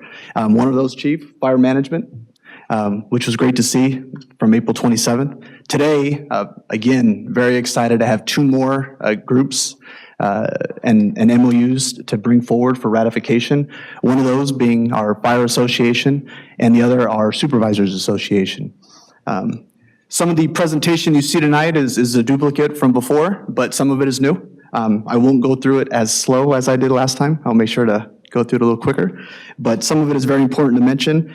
First, Thank you to the City Council, Mayor Pro Tem, City Council members, with your authority to be able to make it right. And a lot of this MOU and the MOUs that you saw 2 weeks ago and today was about making it right. And as Director Slorza said, human capital, right? Human capital is such an important, plays such an important role with the running departments and running operations to provide services to the residents. And this MOU was if we could quote it or put a motto behind it, it was about making it right for our human capital. Our city manager and assistant city manager for their leadership and guidance, and again, making it right. What you have before you today started when the city manager and assistant city manager got here 2.5 years ago.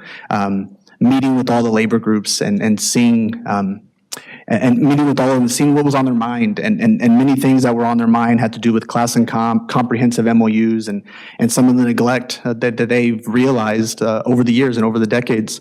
And so thank you to the city manager and assistant city manager for providing that guidance. To our HR team, again, I know I mentioned it last 2 weeks ago, but to Nicole, Michelle, Liz, Kathleen, thank you. As Director Slorza said, he gets to come up and I get to come up and do the presentation, but it definitely takes a village, to steal your line. But thank you so much. We would not be here if it wasn't for all the efforts and rolling up your sleeves and all the work in the past 6-7 months just on negotiations. So thank you very much. And also for the collaboration from our labor groups. I know Vanessa and Brandon are here in the back for the MSA. Thank you for being here today. Thank you for allowing us to come and talk to you and do Q&As and answer all the questions that your groups had.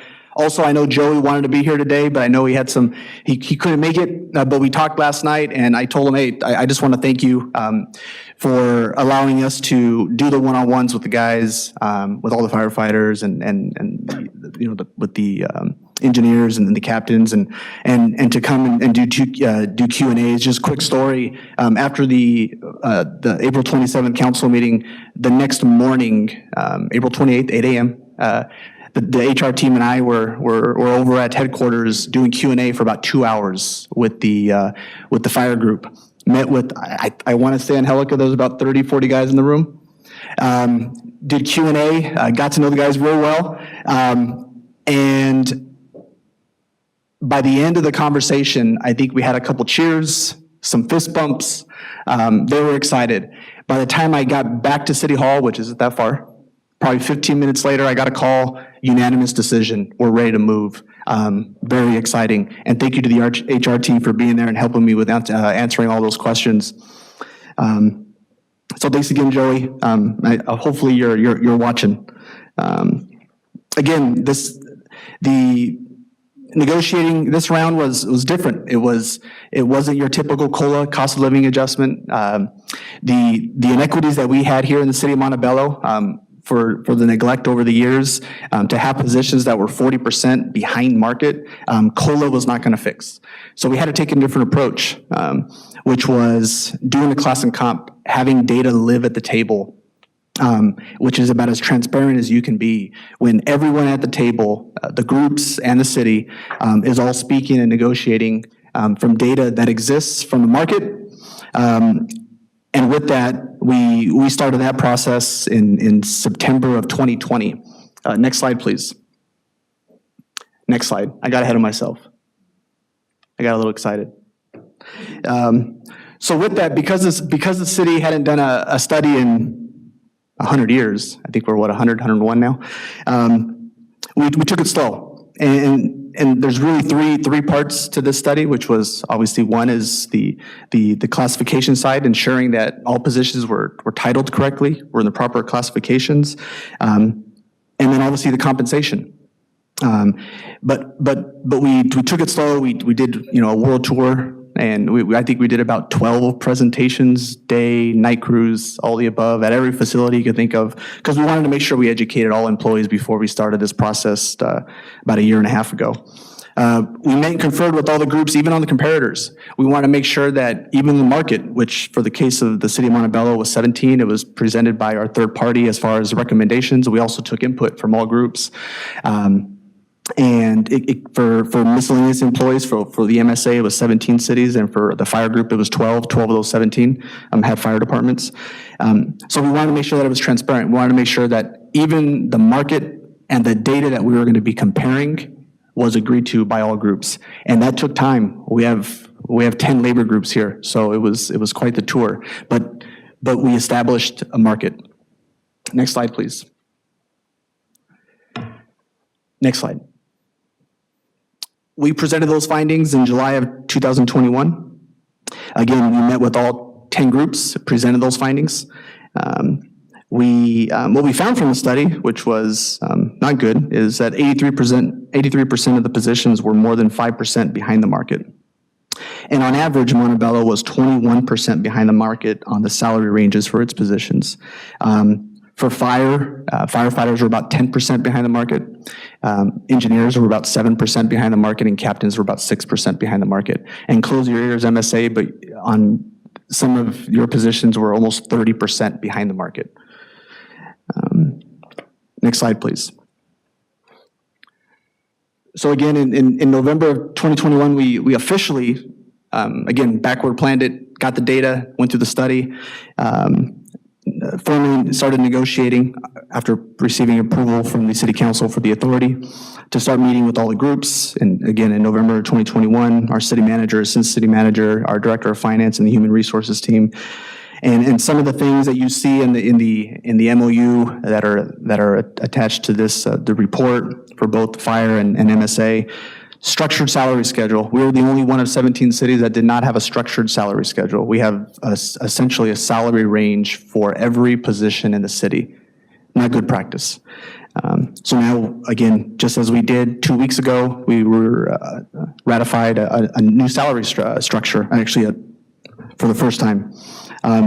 Making it right when it comes to our leave banks, one of the things we found was that first we were, I believe, the only city that had annual leave, one bucket. All other cities had vacation, sick, and holiday broken out, which is, again, just good industry standard. And we were behind in overall time. The big lie in the city of Montebello when we recruited for positions was that we observed holidays. Well, we did observe holidays, we just didn't pay you for them. You had to use your own time, which we were the only city, not only in just the market, but probably in the United States that does that when it comes to public service. Education incentive. We're about a learning organization. We preach education all the time, but yet we had no education incentive unless it was the safety or the executive team group.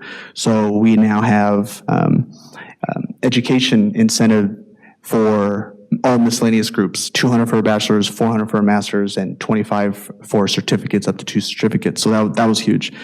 And also for our fire department, as the chief mentioned, human capital, right? And that department has definitely grown in the past couple years. And one of the things we found from the study and what you see in the proposal is about, again, taking care of human capital. Adding for in-rank 3% for EMT and paramedic for 8%. Currently, those are 0. The other was making it right for safety across the board in the city of Montebello. And I know Fire, and I know Joey and Craig, we talked about this probably from our first meeting, which was making it right on longevity. And you can see it from the slide. Right now, for a 25-year employee, the max longevity percentage is 7.5%. What we've tentatively agreed to is 13% for a 20-year employee. So we've increased the percentages and brought the years down to realize those percentage, which was consistent with the market and consistent within the city of Montebello. And I know those were, I think when I mentioned that on April 28th, when we met with the fire group, I saw a lot of faces that were stunned, but in a good way. And that was huge. That was something I know that the chief we've spoke with many a times was, again, making it right for longevity.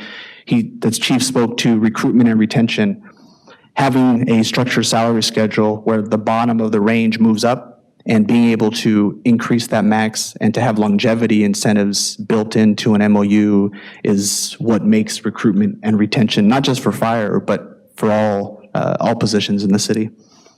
Bilingual. Also, just something as simple as ensuring that the MOU was on a fiscal year. I know I joked with Director Solars all the time. We talked about it last council meeting, is no other city has an MOU on a calendar year. We budget July 1 through June 30, which means your MOU and things that you budget for should also be on that same schedule. And with the ones that were approved 2 weeks ago and with the ones that we have before you today, also follow that fiscal year. And just cleanup language. One of the big projects when the CM and ACM came in was comprehensive MOUs. The city did not have comprehensive, which just in lay terms is essentially when someone would bring forward essentially new incentives like today, they would bring a resolution with just the new stuff, and the old stuff you would not see. Now you see everything. You see all the provisions that were carried forward, even if they weren't changed, even if it wasn't discussed, we bring it forward because that's the last time you speak to that provision. That's the way it's done. And we were able to do that because in July of 21, the city council approved our comprehensive MOUs for the first time, again, in 100 years. And now bringing forward and being able to conduct labor negotiations is that much more simpler. Trying to conduct labor negotiations without a comprehensive MOU, I'm not sure how the city did it. I'm still trying to figure that out, but we made it right. And so being able to do that was obviously a huge milestone, and it makes it so much easier to bring that forward today. And transparency with the labor groups, we were actually able to provide them all the provisions that we already honor and practice for each labor group, which they've never had before, because even human resources didn't have all the provisions that we practice.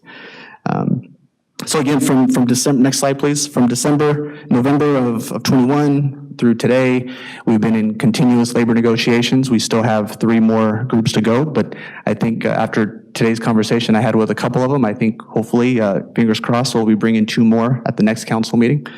But it's really been about communication. I know our city manager has continuously preached when we first started this process was meet, and meet. Communicate, communicate, and communicate. And that's what we've done. And I think it shows. And I think April 28th, the day that we met with the Fire Association that morning and met with them for a couple hours, Liz and Nicole stayed after and did one-on-ones with them, really drove it home. And that's which created the unanimous vote. It was clarity. We were there to just answer anything that they had doubt about, whether it was language or practice, and to have the group there and to hear it all from the horse's mouth, I think bring a lot of comfort to so many of them, and which obviously led to today. So with having fire management MOU get approved on April 27th, and now before you, the Fire Association, which is essentially almost a spitting image of the MOU that you saw 2 weeks ago. It's nice to see. And also for our Supervisors Association that, again, some of the ranges, I think for them, I think the best comparable to market was, I think, 8%. And the farthest from market was 30%, which is never good. It's tough to retain and definitely even more tough to recruit for positions that were within that labor group. Next slide, please. Again, just a couple of the main items which I already spoke to, which is a structured salary schedule. Again, we're the only one of 17 cities. It's kind of nice to have a structure, 2.5% each step, 10 steps, very simple. Nothing we do in human resources is rocket science, or else I wouldn't be here and many of us others wouldn't either. And again, thank you to the City Council for that authority to be able to provide that structure with comprehensive and again, salary structures is definitely a great thing. Next slide, please. Leave banks, making it right on leave. Again, having employees use their own time that they've earned to compensate themselves for days where the city is closed is not right. Again, the whole goal of this MOU and the 2 you see before you today and the 4 that you saw 2 weeks ago is making it right for the human capital. Next slide, please. Again, education incentives, which I spoke to earlier. Big deal. I think I might have mentioned it last time, but I'm going to say it one more time. We had a couple groups that actually asked for less, but It was about making it right across the board for all miscellaneous groups and ensuring that they were compensated fairly in comparison to the market for their higher education. And that's what this MOU does. Next slide, please. The other thing that we memorialized and that we, full transparency, was place in management rights. Every MOU has them. Management rights are observed and performed every day, but it's not written. First, we didn't have an MOU to write them in, and now we do. And it's clear, and now every labor group had the opportunity to look at it and see it and realize that these are all things that management has the right to do day to day to run the organization. But now it's transparent, and now it's clear, and now it's in an MOU for them to review and also for the city to honor and observe. So again, I went through that one a little quicker than last time.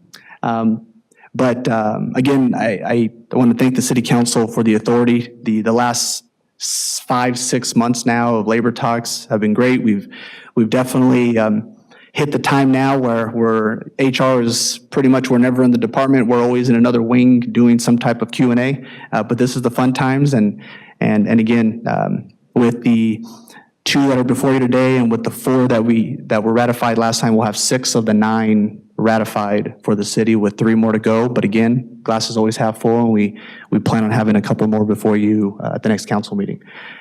At this time, that concludes my presentation, and I could answer any questions. Thank you, Director Razzo, and your entire staff for your hard work. Before we go down the row, you sat with the labor unions, you said hours over the past weeks, months. Months. And you mentioned that the vote was unanimous, or was it a majority? Just want to clarify. When they called about 20 minutes after the Q&A, it was unanimous decision. That tells me or us that they're all good with this. Basically, if we were to vote no, that'd be thumbing our noses at the employees in favor of this MOU. So I'm really excited to move it forward. I would like to make the motion. If I can get a second. I'll second it. Okay, it's up to council level for discussion. Councilmember Peralta? Yes, are you all able to hear me? Yes. I can hear you well. Great.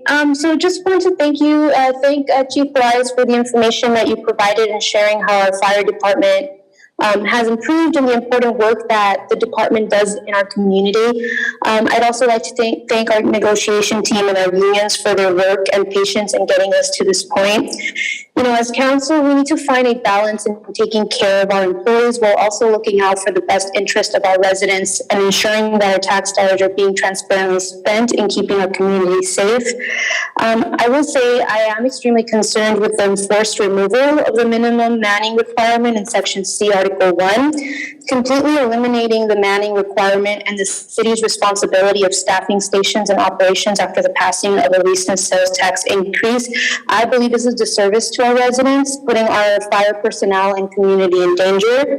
Now, I will thank the city for providing the staffing schedule that we were provided just today during this meeting. I'm concerned if whether the schedule will remain in place for the next 3 years, which is the extent of this contract, without an actual mandated contractual obligation on behalf of the city. Up until this meeting, we were not provided with a plan in place to respond to an emergency without manning staffing provisions in place, leaving the council and our residents in the dark. The National Firefighter Safety Guidelines calls for at least 4 firefighters to be present to fight a fire. What will happen if one particular day a dangerous fire or earthquake strikes and we don't have enough contractually obligated firefighters to the rescue? If San Gabriel Valley's COGS underpass project and at-grade safety rail improvement moves forward, major street closures will prevent other stations in the north from rapidly attending to any fires that happen in the south. If we don't guarantee full staffing in the south side station, I believe there's tremendous danger to our residents that live in that area. We will have to depend on the arrival of other local neighboring fire departments, while every single minute that passes by, a life could be lost. Once you start dipping below the national guidelines for the fire personnel staffing, you start removing rigs and engine houses from service. Removing the minimum staffing requirement will mean that fewer contractually obligated firefighters will be protecting the city at any given time. Through my research of other cities removing their manning requirement, they have all been because of the city's struggles to fund their department. Montebello is not going through a deficit or having to make a decision on what needs to be cut due to lack of funding. If we are staffed and we will be hiring more firefighters by the end of this year, then why are we removing the requirement? Now I have, a few questions. Just, I don't know if the acting city manager or the fire chief can help answer. And I know some of these were brought up in the presentation today, but just for clarification, that would be very helpful. The first one is, what is the city's minimum manning requirement currently? And are we meeting that requirement as of now? I'm going to have the Fire Chief Pelias come up and answer these questions. Just give us a second. Thank you, I appreciate that. You got it. Thank you. He's also going to address this issue that you brought up, your concerns. So I'm going to, if you wouldn't mind, I'm going to give him a few minutes to address those, just so there's some clarity.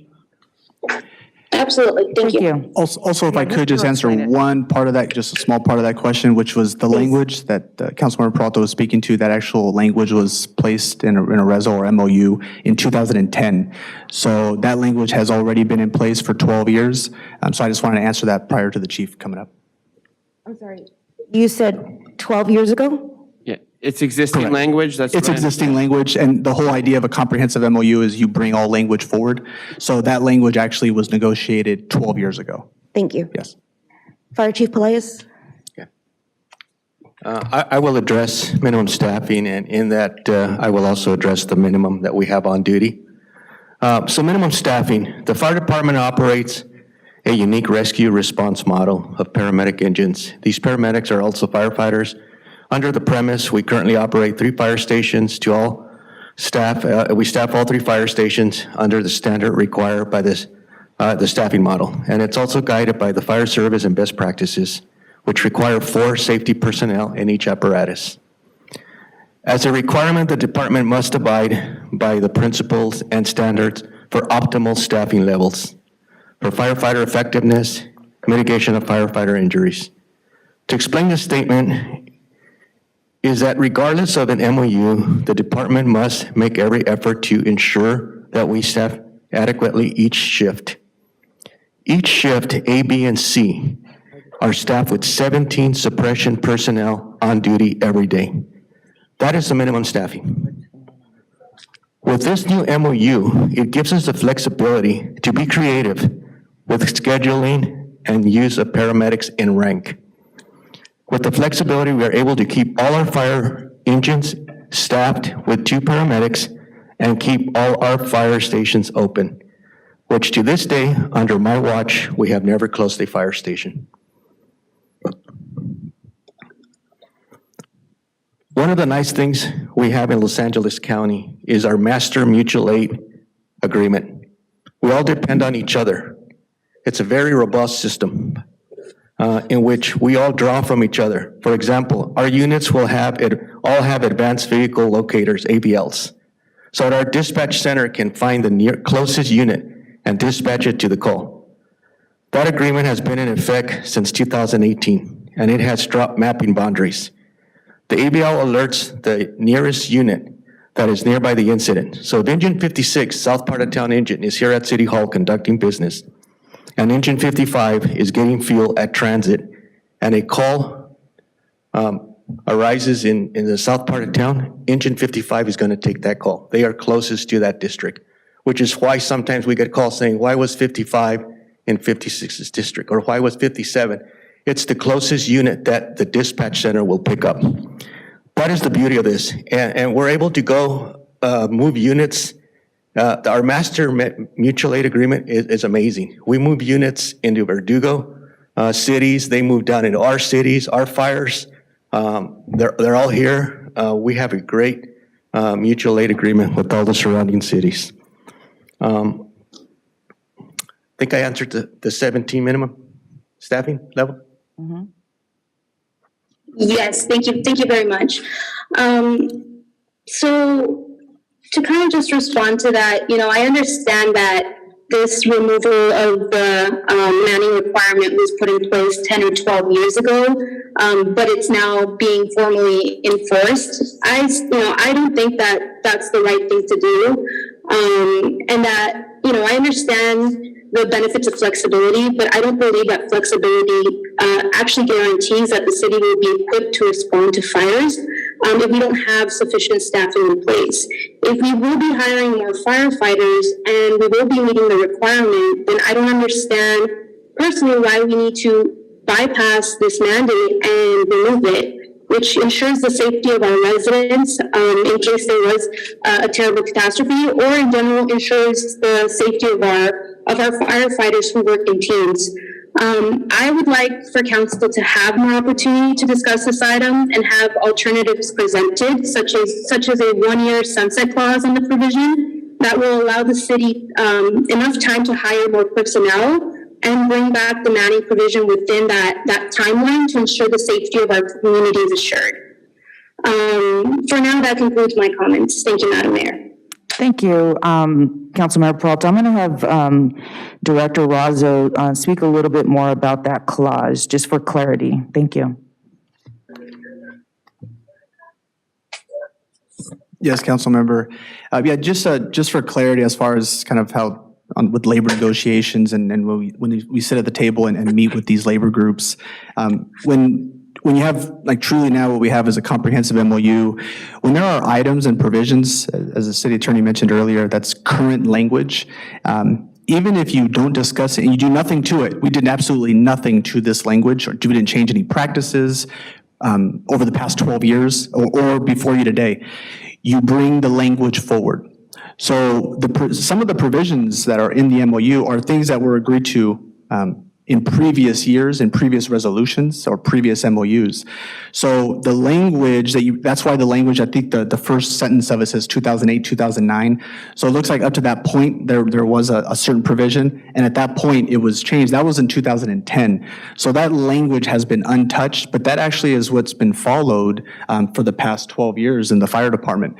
So, and that's what it's all about. If we would have done the same practice that Montebello has done for the past few decades, you actually wouldn't even see that language. We're actually bringing it forward because that's the right way to do it, but it's current language. So I just wanted to make sure I was clear that there's nothing being eliminated, there's nothing being done different. For the past 12 years, the operation has remained consistent. So I just wanted to clarify that. Thank you. Thank you. I appreciate the clarification. Thank you, Director Razzo. Mayor Pro Tem Jimenez? Chief, I'm not sure if everyone here can hear everything, or Mr. Razzo, what's happening here, but again, the provisions were removed. This provision was removed when and how long ago? This is 2022 now. 2010. 2010. Correct. Okay. And Chief Pelaez, can you please tell us again what minimum staffing means? It means 17 on duty per day, and that's just suppression personnel only. 17 on duty per day. Okay. Now, Under a fully staffed department, that's what we abide by and we follow. This MOU just gives us the flexibility. We have a lot of, and I had this discussion with our union president and staff. The guys are burned out. The guys are tired as we're recruiting. They need to go home. So we also have to think of their mental health.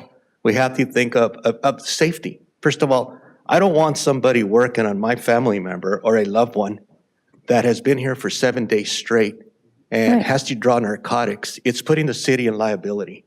So it gives us, it awards us a flexibility to allow guys to also have their mental health, their time to themselves. So this is something that I discussed with the union president. We were definitely on the same page and agreed on this. And it's not something we want to do. Fully staffed department, 17. I've seen it that way since I've been chief. But yeah, we have had our struggles. so with that said, in your extensive career, Chief, have you ever been fully staffed to capacity, ever, since you've been here? Since I've been here, we're getting very close, but we have not. I can tell you this, if I can just read this. So 2018, when I became chief, 2022, we have run 8 fire academies, including 1 lateral engineers academy, for a total of 9. The department engaged in more active engagement and recruitment compared to the period between 2013 and 2018, when there were only a total of 5 academies, approximately 1 per year. We now have a 9th academy scheduled for 2020 for June. So do you feel confident that we can respond to all our calls now with the staffing that we currently have in place? I could tell you this, council member, we have been responding to all our calls. Thank you. Our response times are amazing. Our delivery model is amazing. The work that our guys put out is amazing. They are amazing people, and they put their lives on the lines every day. And my main concern is to keep them safe and let them go home safely. I don't like people being here for 5-6 days straight. It's not healthy. And this allows that flexibility.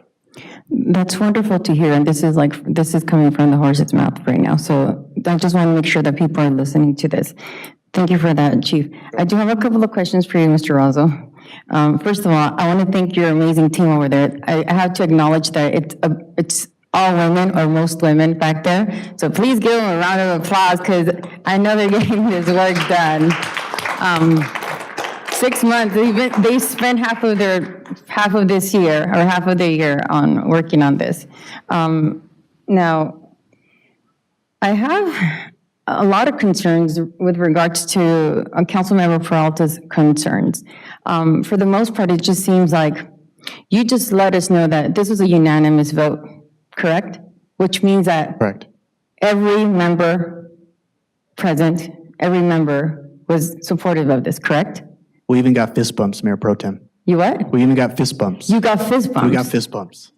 Okay. So at this moment, with all these concerns, I mean, I don't know, my colleague, I'm very perplexed because it doesn't seem that she's very worker-friendly, union-friendly, labor-friendly with everything that our concerns are right now.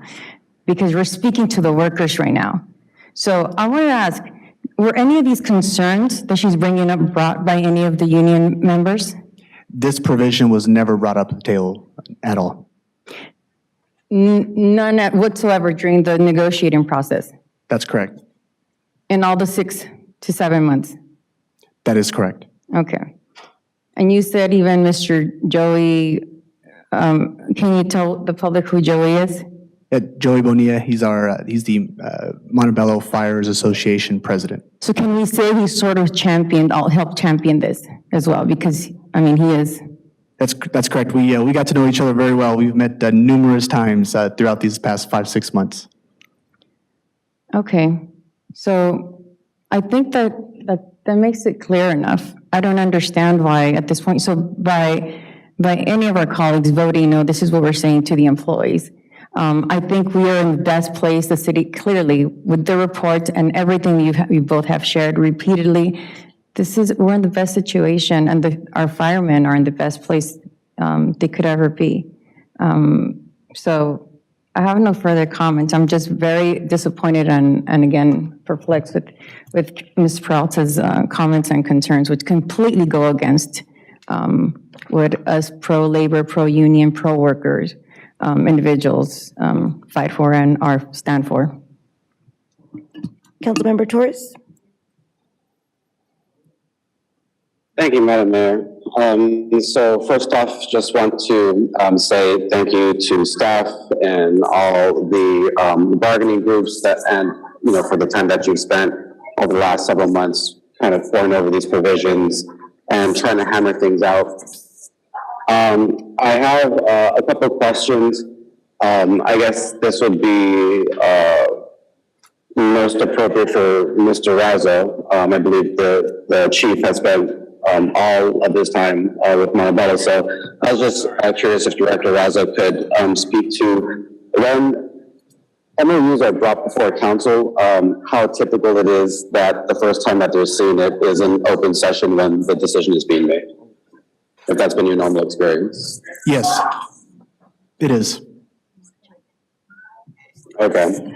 And the reason I asked that question is just that, seeing these provisions for the first time it's pretty extraordinary to kind of take all of this in. I have several concerns with different provisions, as Councilmember Peralta mentioned, the provision about rounding out some of our stations, and I understand, you know, the argument that it allows.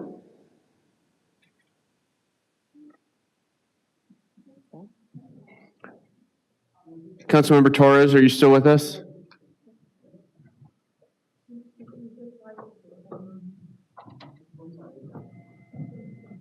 Did he hang up? He's still on. Did he mute himself? No, it shows available. He's still with us. It's his connection. Councilmember Peralta, can you hear us? Yes, I can hear you. Okay. We've lost, Councilmember Torres is still logged in, but it appears we may have lost his audio. You may have to log on, log off, and log on. Okay.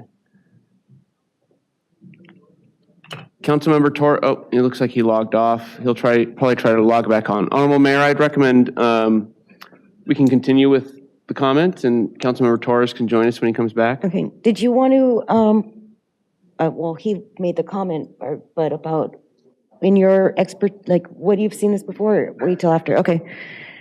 Councilmember Melendez?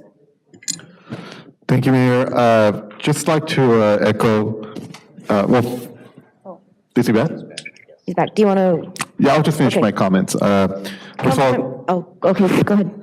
no worries. First of all, thank you for the presentation. Thank you for letting us know how this whole process went. Thank you to your staff for working hard on this. Chief, thank you for the explanation, for also providing your experience, and we have full confidence in you, and also to the labor group for agreeing to this and for working together to making sure that that both sides come together to come up with an agreement. I do share the similar concerns that Mayor Pro Tem brought up, and again, I want to echo what she stated, and again, we are extremely thankful for all of you working on this. We're thankful for the union supporting this.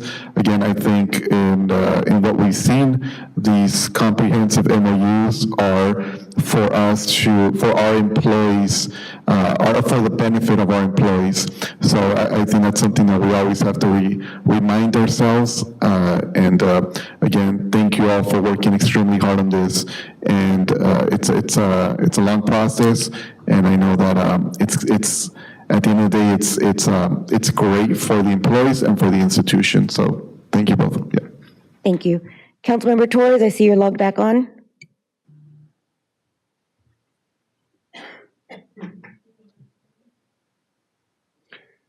Councilmember Torres, we can see that you unmuted your line. Can you hear us?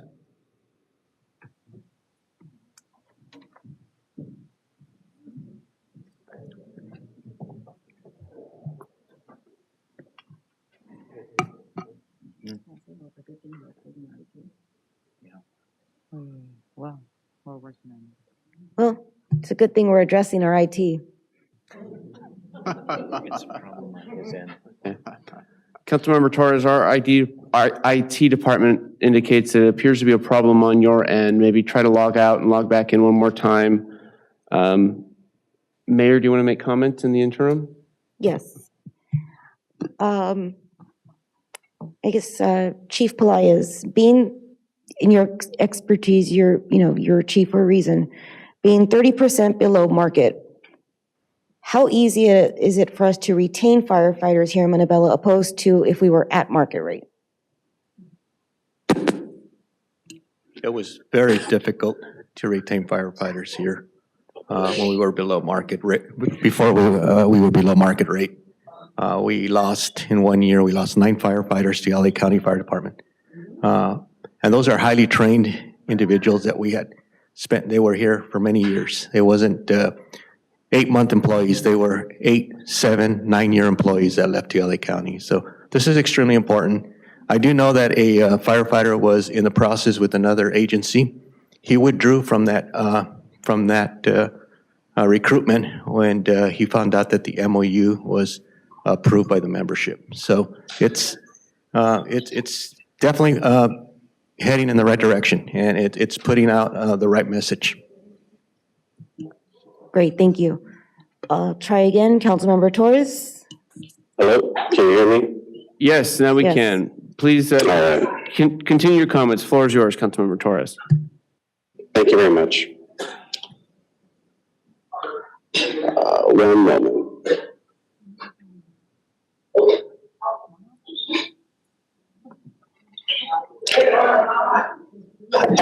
So as I was mentioning, there are a few provisions that I feel would have warranted more discussion, but since the item is up now, one of the questions that I'd like to ask is what other agencies provide longevity pay for time served in other jurisdictions? So in other words, when one of the provisions that I see here is that if someone were to transfer from an outside fire department into Montebello, they would retain their years of service and get longevity pay as if they had been working for Montebello. Yes, Councilmember. I don't have that data in front of me. I can tell you that when it comes to longevity in fire and safety, that is a very common thing. Longevity is a common thing in the industry and very common in safety. When we went out to market and looked at the 17, well, actually for fire, it was 12 comparators.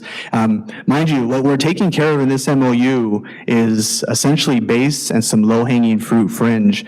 There is still more to go. Health is another item that is the elephant in the room. So I just want to make sure I reiterate that this gets us to a big move into one MOU, but because of the neglect over the past 20, 30 years, to take care of everything in one fell swoop is very difficult. So in subsequent MOU, we're looking to come back with hopefully some enhancements to health. But for the longevity itself, I would say in the 12 that were surveyed, all had longevity. Now, obviously, with every MOU, and that's the whole point of an MOU, it's so specific to the agency. So obviously, the wording could be different. There could be different percentages or years, but in essence, the percentages that you see in the MOU before you today that we've already agreed to in tentatively with the groups is right in line with the market. So just to confirm one more time, out of the 12 agencies surveyed, all of them provide or allow one to transfer the years of service from outside agencies to the agency that they're joining? I can't speak for all 12 in front of you today as I don't have the data in front of me. However, I would say that I'm sure some do and possibly some don't. But in the safety industry, it's a very common thing to allow for service from other agencies that are within PERS. It's very common practice. And okay, thank you very much, Director Razo. I appreciate your responses there. Another provision, and just like I mentioned, one of several that are concerning is that longevity pay is being changed to start at 5 years, and the cap, I believe, is being almost doubled. In other jurisdictions, I've seen that, it takes 5 years just to get vested. To see longevity pay starting at 5 years, I think is pretty incredible. I mean, definitely a great benefit. I can see why people would like to see that, right? I mean, if you have a couple years in, you can look towards an automatic increase in your salary in a very short amount of time. I think council, though, has to balance being, the fiduciaries with the city along with, the needs and wants of our employees. Longevity pay, at least in my estimation, is about rewarding length of service and sticking with an organization. 5 years, I think, is very short, and then also to see it increasing, I think, from 7.5% to 13%. Is a kind of change where we have to understand what the numbers are. And I heard a loud sigh, and I can kind of guess where that came from, but that sigh is concerning to me. And just so the audience is aware, and just so those that are watching is aware, that sigh when we're talking about your dollars, when we're talking about your tax dollars and how we're spending them, is exactly the opposite attitude that we should have when we're approaching these things. Now, I understand that there's been a lot of conversation. I understand that there's been fist bumps, but council ultimately is the fiduciary as we make this decision and as we cast this vote. Director Razzo, I'd also like to ask, are there any deadlines? So I personally would like to see a little bit more time in terms of considering some of these provisions and asking a few more questions. But before I make a substitute motion, I just want to ask if there are any deadlines that would be affected by not passing this item tonight. Yes, the deadline is Monday, May 16th, in order for retroactivity on some of the incentives that are part of the MOU. And that is very common as well. As we get closer to the end of the fiscal year, the last thing that any of us would want to do is go into a new fiscal year and use funds on a new fiscal year to pay for an old fiscal year. That's just not being prudent fiscally. Very common to have deadlines in order for retroactivity. So yes, there is an impact by not approving it today, especially after we've had a tentative agreement with these groups and have come back to the council on numerous occasions for updates. Thank you for your response, sir. So with that, Madam Mayor, I would like to make a substitute motion that this item be continued for 14 days for further analysis, and that that council also told that deadline for 14 days to accommodate for extra review. There's a substitute motion on the floor. Is there a second? Hearing none, that motion fails, and we return to the original motion. I'm sorry, my unmute button didn't work, but I did want to second that. Okay, there's a motion and a second. Is there discussion on the substitute motion? I do have a comment, Madam Mayor, if I may. Go ahead. Yes, provisions put in place to not enforce the manning requirement in 2010, doesn't mean that this council should continue with that and support something that is not right. Again, neighboring cities have their manning requirement in place for reasons of safety to the community and our fire personnel. Wanting our community to be safe and our personnel to have the teams that they need in place to operate safely does not make me anti-union, as one of my colleagues claims. Having an alternative, such as a sunset clause, that will provide the city with the flexibility to be able to get to capacity, I think is a good option. I don't understand why my colleagues are so against having a contractually obligated mandate for the city to be responsible for staffing to guarantee the safety of our community. If council has the authority to set the parameters as well as extending that deadline, then I think that having more discussion on this is appropriate and should be awarded. That concludes my comments, Madam Mayor.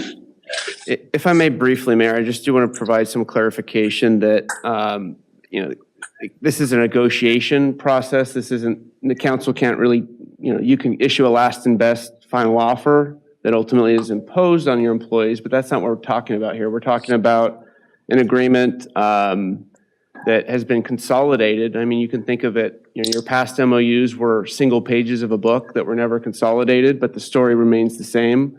That's kind of what you're doing here. You're just, making sure all the pages and the chapters now read uniformly. You've negotiated certain points. Your staff has done that. You've, directed your staff to do so. The direction that the council could give this afternoon is, further negotiations. But, I respectfully don't think the council dictates, those terms in that negotiating process. Thank you. We have a first, a second. Mr. City Clerk, can you please call roll for the substitute motion? Councilor Peralta? Aye. Mayor Pro Tem Jimenez? No. Councilmember Torres? Aye. Councilor Melendez? No. Mayor Cobos Coughlin? And I vote no. That motion does not carry. That motion, the substitute motion fails, which returns us to the original motion where there was a second. Unless there's further discussion on that, we can call a roll call vote on the original motion to approve. Okay, Mr. City Clerk, please call roll. Councilor Peralta? Abstain? Mayor Pro Tem Jimenez? Yes. Councilmember Torres? Nay. Councilor Melendez? Aye. Mayor Cobos-Copeland? And I vote aye, so the majority is 3, 1 abstain, so it's 4-1. Can I say something? Can I say something? Can I just really? Yes, no. No, I just want to congratulate some folks. I just want to thank the HR team for their exceptional work. And also Joey Bonilla for his leadership in this and ensuring that the folks that work with him, that he represents, that he is a part of and part of the family of these firefighters, today got what they've been asking for, what they've asked for. So again, I want to congratulate everyone involved in this negotiation. Thank you. Thank you, Mayor Pro Tem. And as far as employee safety, as your mayor, I put everyone's safety first and knowing that you guys are safe when you come to work. And I want you to know that. I'm putting it on record. I want you guys safe. And this was a big step, so congratulations. Okay. Mr. City Attorney, on to consent calendar. Yes, thank you, Mayor. That does take us to the consent calendar. All matters listed under the consent calendar are considered to be routine. Any items a council member wishes to discuss should be designated at this time. All other items may be approved in a single motion. Such approval will also waive the reading of any ordinance. On your consent calendar this evening, we have items 12 through 19. And at this time, I will poll the council. Councilmember Peralta, any items to poll? No items. Okay. Mayor Pro Tem Jimenez? No items. Councilmember Torres? 15, 17, and 18. Okay. Councilmember Melendez? No items. And Mayor Cobos-Cawthorn? I have no items. Okay, so the consent calendar, for consideration is items 12, 13, 14, 16, and 19. Okay, can I get a motion, please? I'll make the motion. Can I get a second? I'll second it. Okay, Mr. City Clerk, please call roll. Councilor Peralta?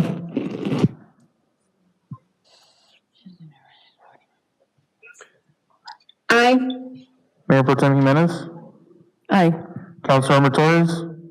Aye. Councilor Melendez? Aye. Mayor Cobos-Copeland? And I vote aye, and that carries unanimously. Okay, Mayor, that takes us to item 15, which was pulled by Councilmember Torres. That item is approval to submit application for the Cities and Councils of Government Interim Housing Services Fund. Councilmember Torres? Thank you very much. Just a couple of questions here in the comment. I'm not sure it would be most appropriate to answer this question, but first I wanted to ask, what kinds of costs will Montebello have to cover for Operation Stay Safe? What I'd like to do, council member, is ask Angelica Palmeros to come up to answer your questions, as she's the one that is applying for this particular grant under the MCAP. If you just give me a few seconds here, thank you. And thank you for all that you do with your whole MCAP team, like countless hours, day and night. I know Mayor Pro Tem was down in the riverbed with you super late. So thank you, and thank you for allowing all of us to experience that with you. Great, thank you. Good evening, Mayor and council members. Sorry. In fact, the grant is to cover a second year cost in partnership with the San Gabriel Valley COG. They're looking at about $1 million funding a second year of the tiny homes. This is for operations, right? For operations. So I don't know. I'm sorry, it's a little fuzzy on my end. Was that $500,000? No, $1 million. So right now, it's about 900, yeah. And so that's what Montebello needs to cover for this program? No, it's a grant that's going to cover it. It's from Measure H from LA County, the CEO's office. Are there city costs associated with, is there a local match or anything like that? None. Okay. We're hearing no cost, Councilmember Torres, to the city.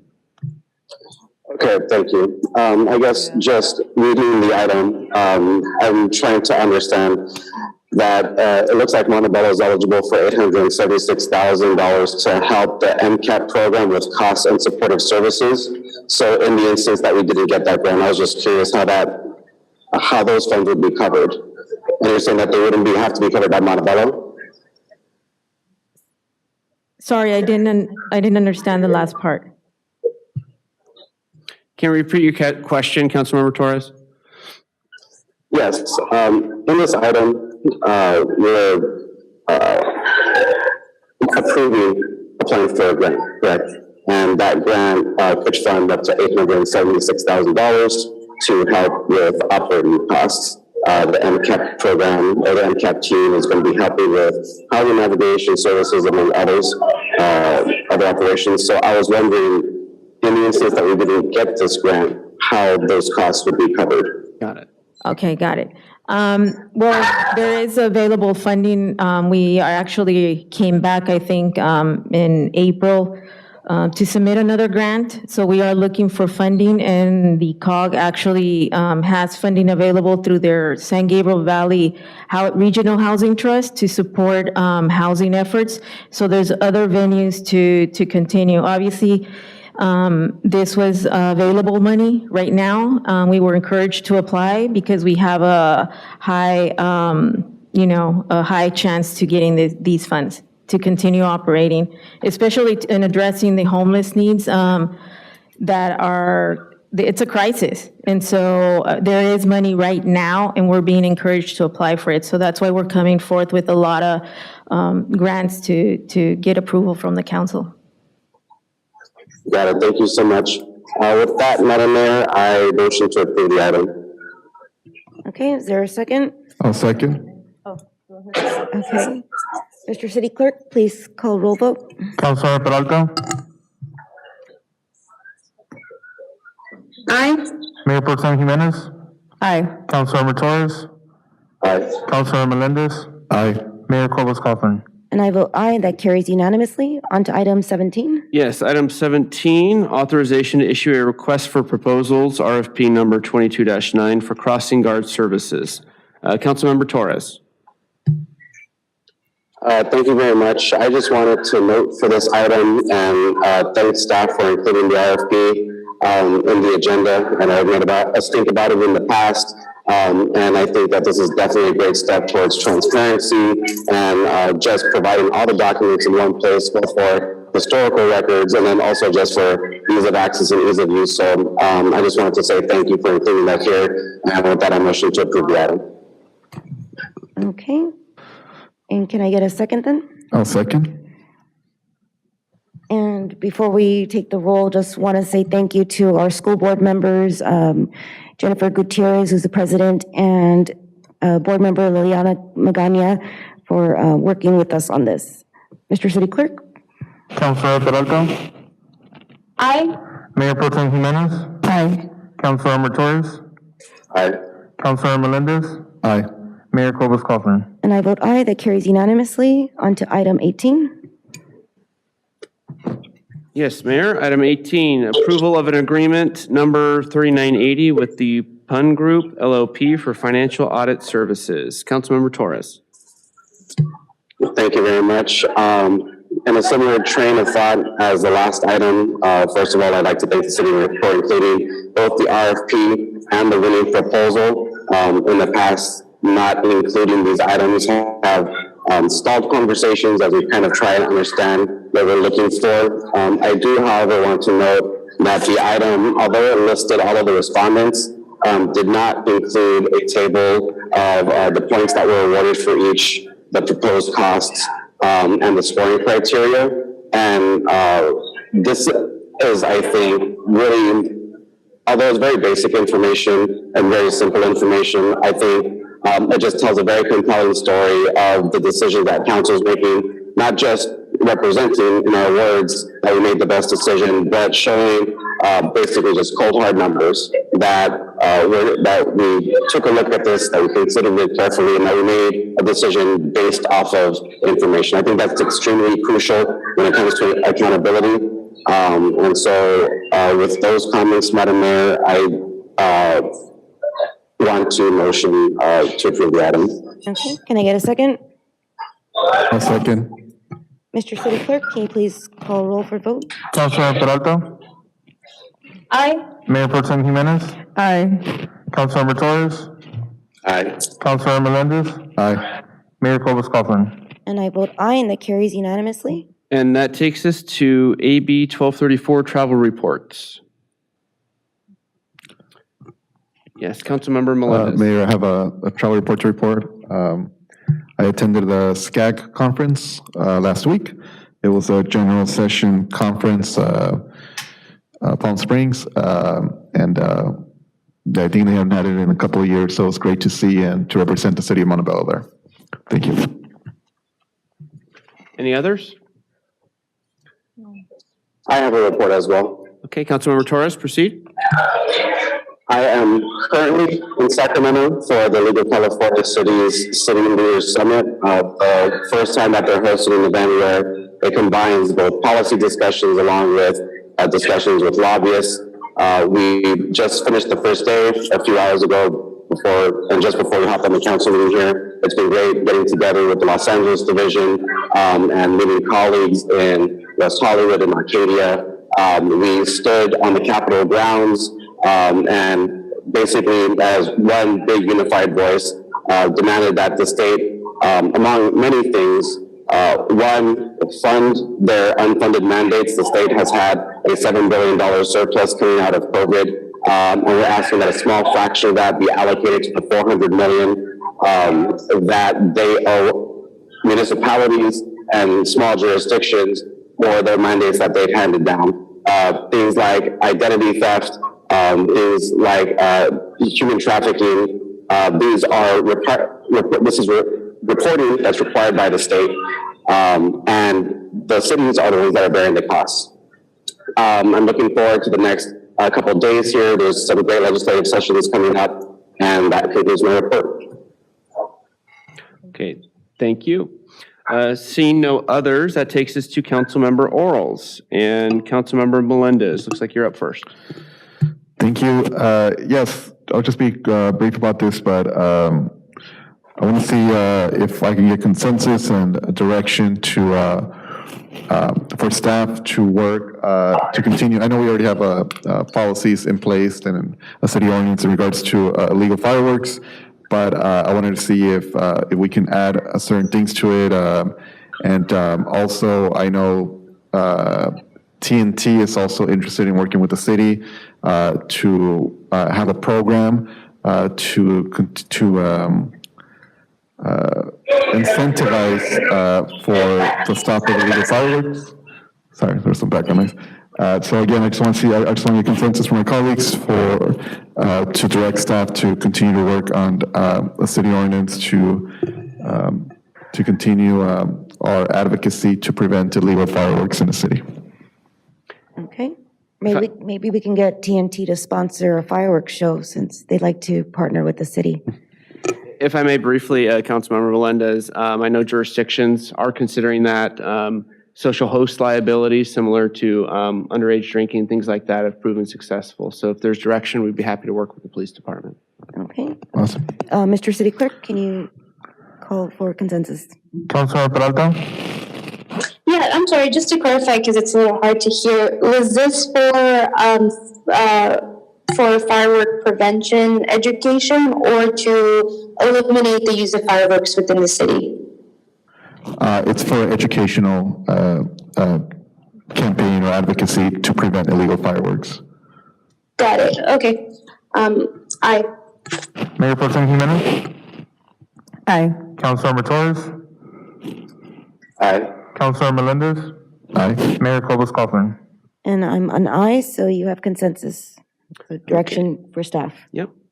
And that takes us to Councilmember Torres. Your comments?